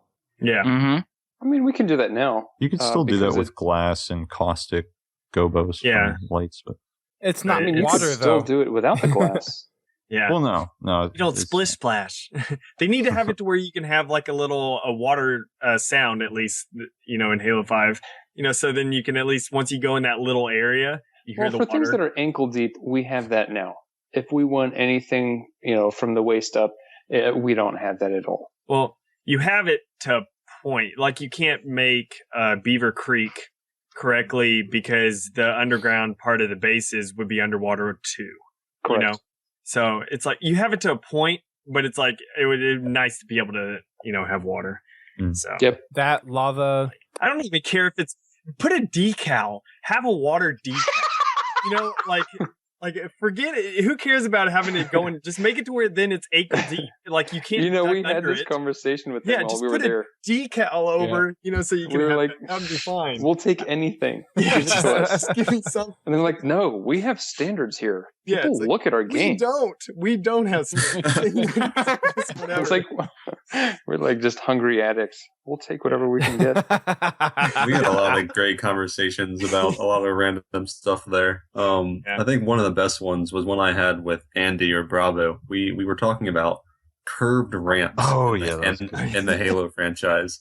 And we had this whole debate about how many maps actually have curved ramps. And we're sitting there at dinner just going back through every Halo map in history. trying to decide which ones actually had curved ramps and which ones didn't. And it was just this really great conversation. Because I personally really wanted to have curved ramps as an option in Forge. You know, like cylindrical just to have the midship ramps, basically, you know, and you could use those in a ton of cool ways.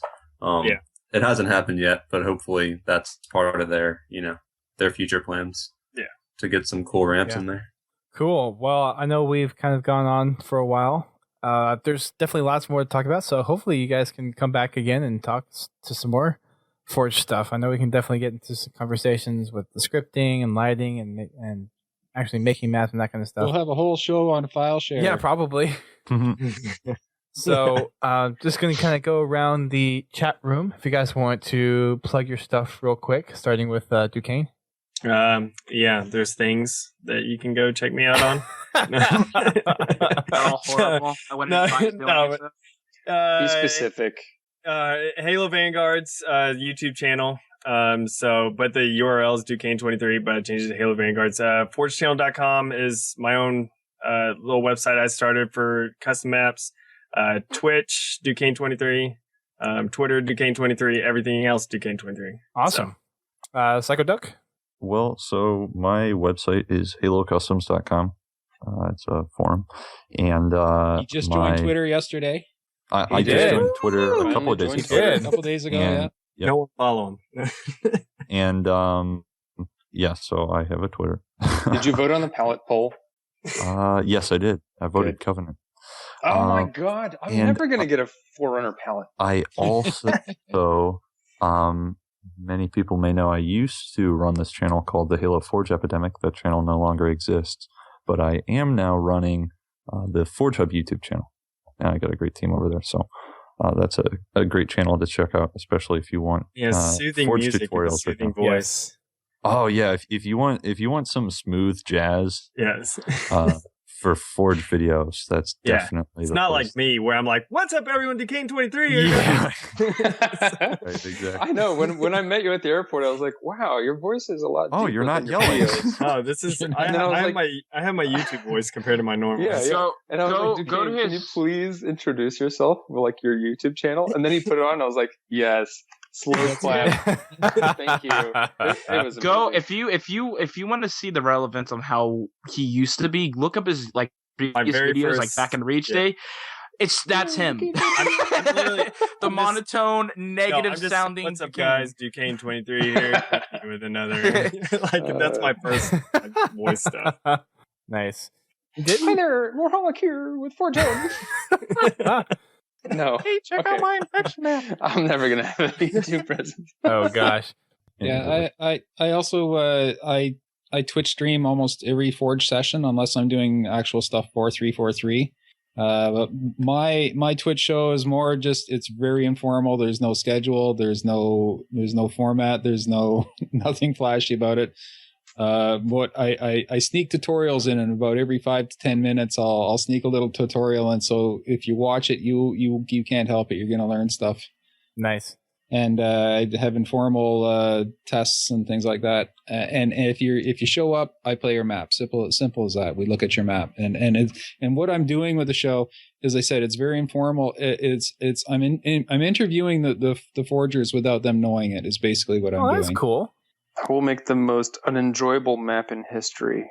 Because I find if you bring someone in and you tell them you're doing a show, I mean, like what we're doing tonight, this is great, but I want to get people in and just have them talk about their stuff without feeling like the pressure of being on a show. They're just in there forging. I want to know what they're passionate about. I want to know what inspires them to make maps and that sort of thing.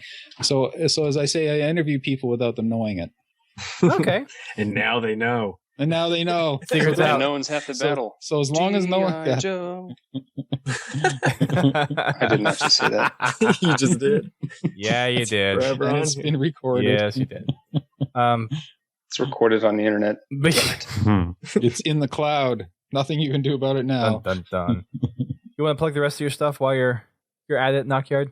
The rest of my stuff. We don't have any rest of my stuff yet. GrifballHub. I'll plug a whole. Oh yes, go to GrifballHub, but it's basically where if you want to play Halo Reach Grifball, that's the place to go. All right. because that's what they're doing right now. Actually, they're probably wrapped it up for the night, but they're doing playing Halo Reach on their stream tonight because it's we're just sitting there twiddling our thumbs waiting for a hammer to show up. Well, hopefully you guys get it soon because I'm really looking forward to Grifball and Halo 5. Yeah, I hope so too. Cool. I'm sure that when it does come out, you'll probably have Goose and Cal and the gang on the show because they'd love to talk about it. I'm sure. Probably will. Oh yeah. Warholic, how about you? Oh, me. I thought I already gave my plug-in earlier. ForgeHub. ForgeHub. That's it. You can find me on ForgeHub.com. Cool. Then Faded Fire. You can find me at Twitter at @TheFadedFire. And although I don't have like a home website, you can find some really long map design posts from the Faded Map Design Bible on ForgeHub. You have your own Bible. Nice. They not an actual Bible. It's just kind of scattered everywhere. But it's an entertaining read if you want to go find them. So yeah, drama inciting. Yeah, they're very drama inciting. Your Jimmy's may be Russell. Lots of bad blood sometimes, but they are. Yeah, they're interesting. At least they get people thinking about map design, and what we're really doing. Is we're creating escapes for people, and I try to kind of bring this big attention to that. So cool. Escapism and heroism and just having players feel like heroes. So that's my focus. Awesome. Well, thank you everyone for coming onto the show. Like I said before, hopefully you guys can come back on the show and do another few Forge-related discussions a little bit later on. This has been a privilege and an honor for speaking with all you guys. Thank you very much for contributing to Forge and helping build the Forge that we have today. It's really cool to see that 343 has taken a lot of the input that you guys have to offer and really kind of change Forge for the better. So that's really awesome.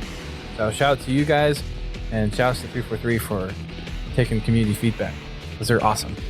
Yeah, shout out to Ben Walker. We haven't mentioned him. He's like the man. Forge programmer, awesome guy. Yep, Mike Byron, Tom French, the whole Forge team. All those guys. The whole team's fantastic. It really is amazing what they created. And, they're such a small team, but they're so passionate about what they're doing. And they really just understand, why Forge is so great, why it's so attractive to people that are creative like us. So they really picked the right team of guys to make this awesome part of the game for us. Yeah. Yep. Shout out to the Forge team. Nice. Well, and remember, Forgers out there, save every time you smile. Smile every time you save? Save every time you smile. Every time you do something nice, make sure you save it. Unless you block all your spawn points. Oh yes. Shut up. I just destroyed a map today. I guess there needs to be some kind of like auto save revision system for Forge. Yeah. That's another whole show. Edit undo. Right. All right. Well, everyone, thank you for listening to the show. Remember, you can check out the podcast network. We are part of a conglomerate of gaming-specific shows with shows like Critscast, Guardian Radio, The Learning Cliff, and a few other shows as well. So please go over to the podcast network. You can find that at podka.st and let them know that we sent you. And you can find us on social media, Twitter, Facebook, Instagram, YouTube, all that fun stuff. So please check us out there. Please check out these guys and all of their related channels, Twitter accounts, and all that fun stuff. I will say that for a lot of the custom maps and the tutorials that you guys have been putting out, it has kept me entertained over the holidays. So thank you very much for all the effort. Yeah, thanks for having us. Oh, yeah, thanks for having us. Oh, absolutely. Yeah. Pleasure to be here. This is going to be us wrapping it up, and keep on fragging cartographers because they're awesome.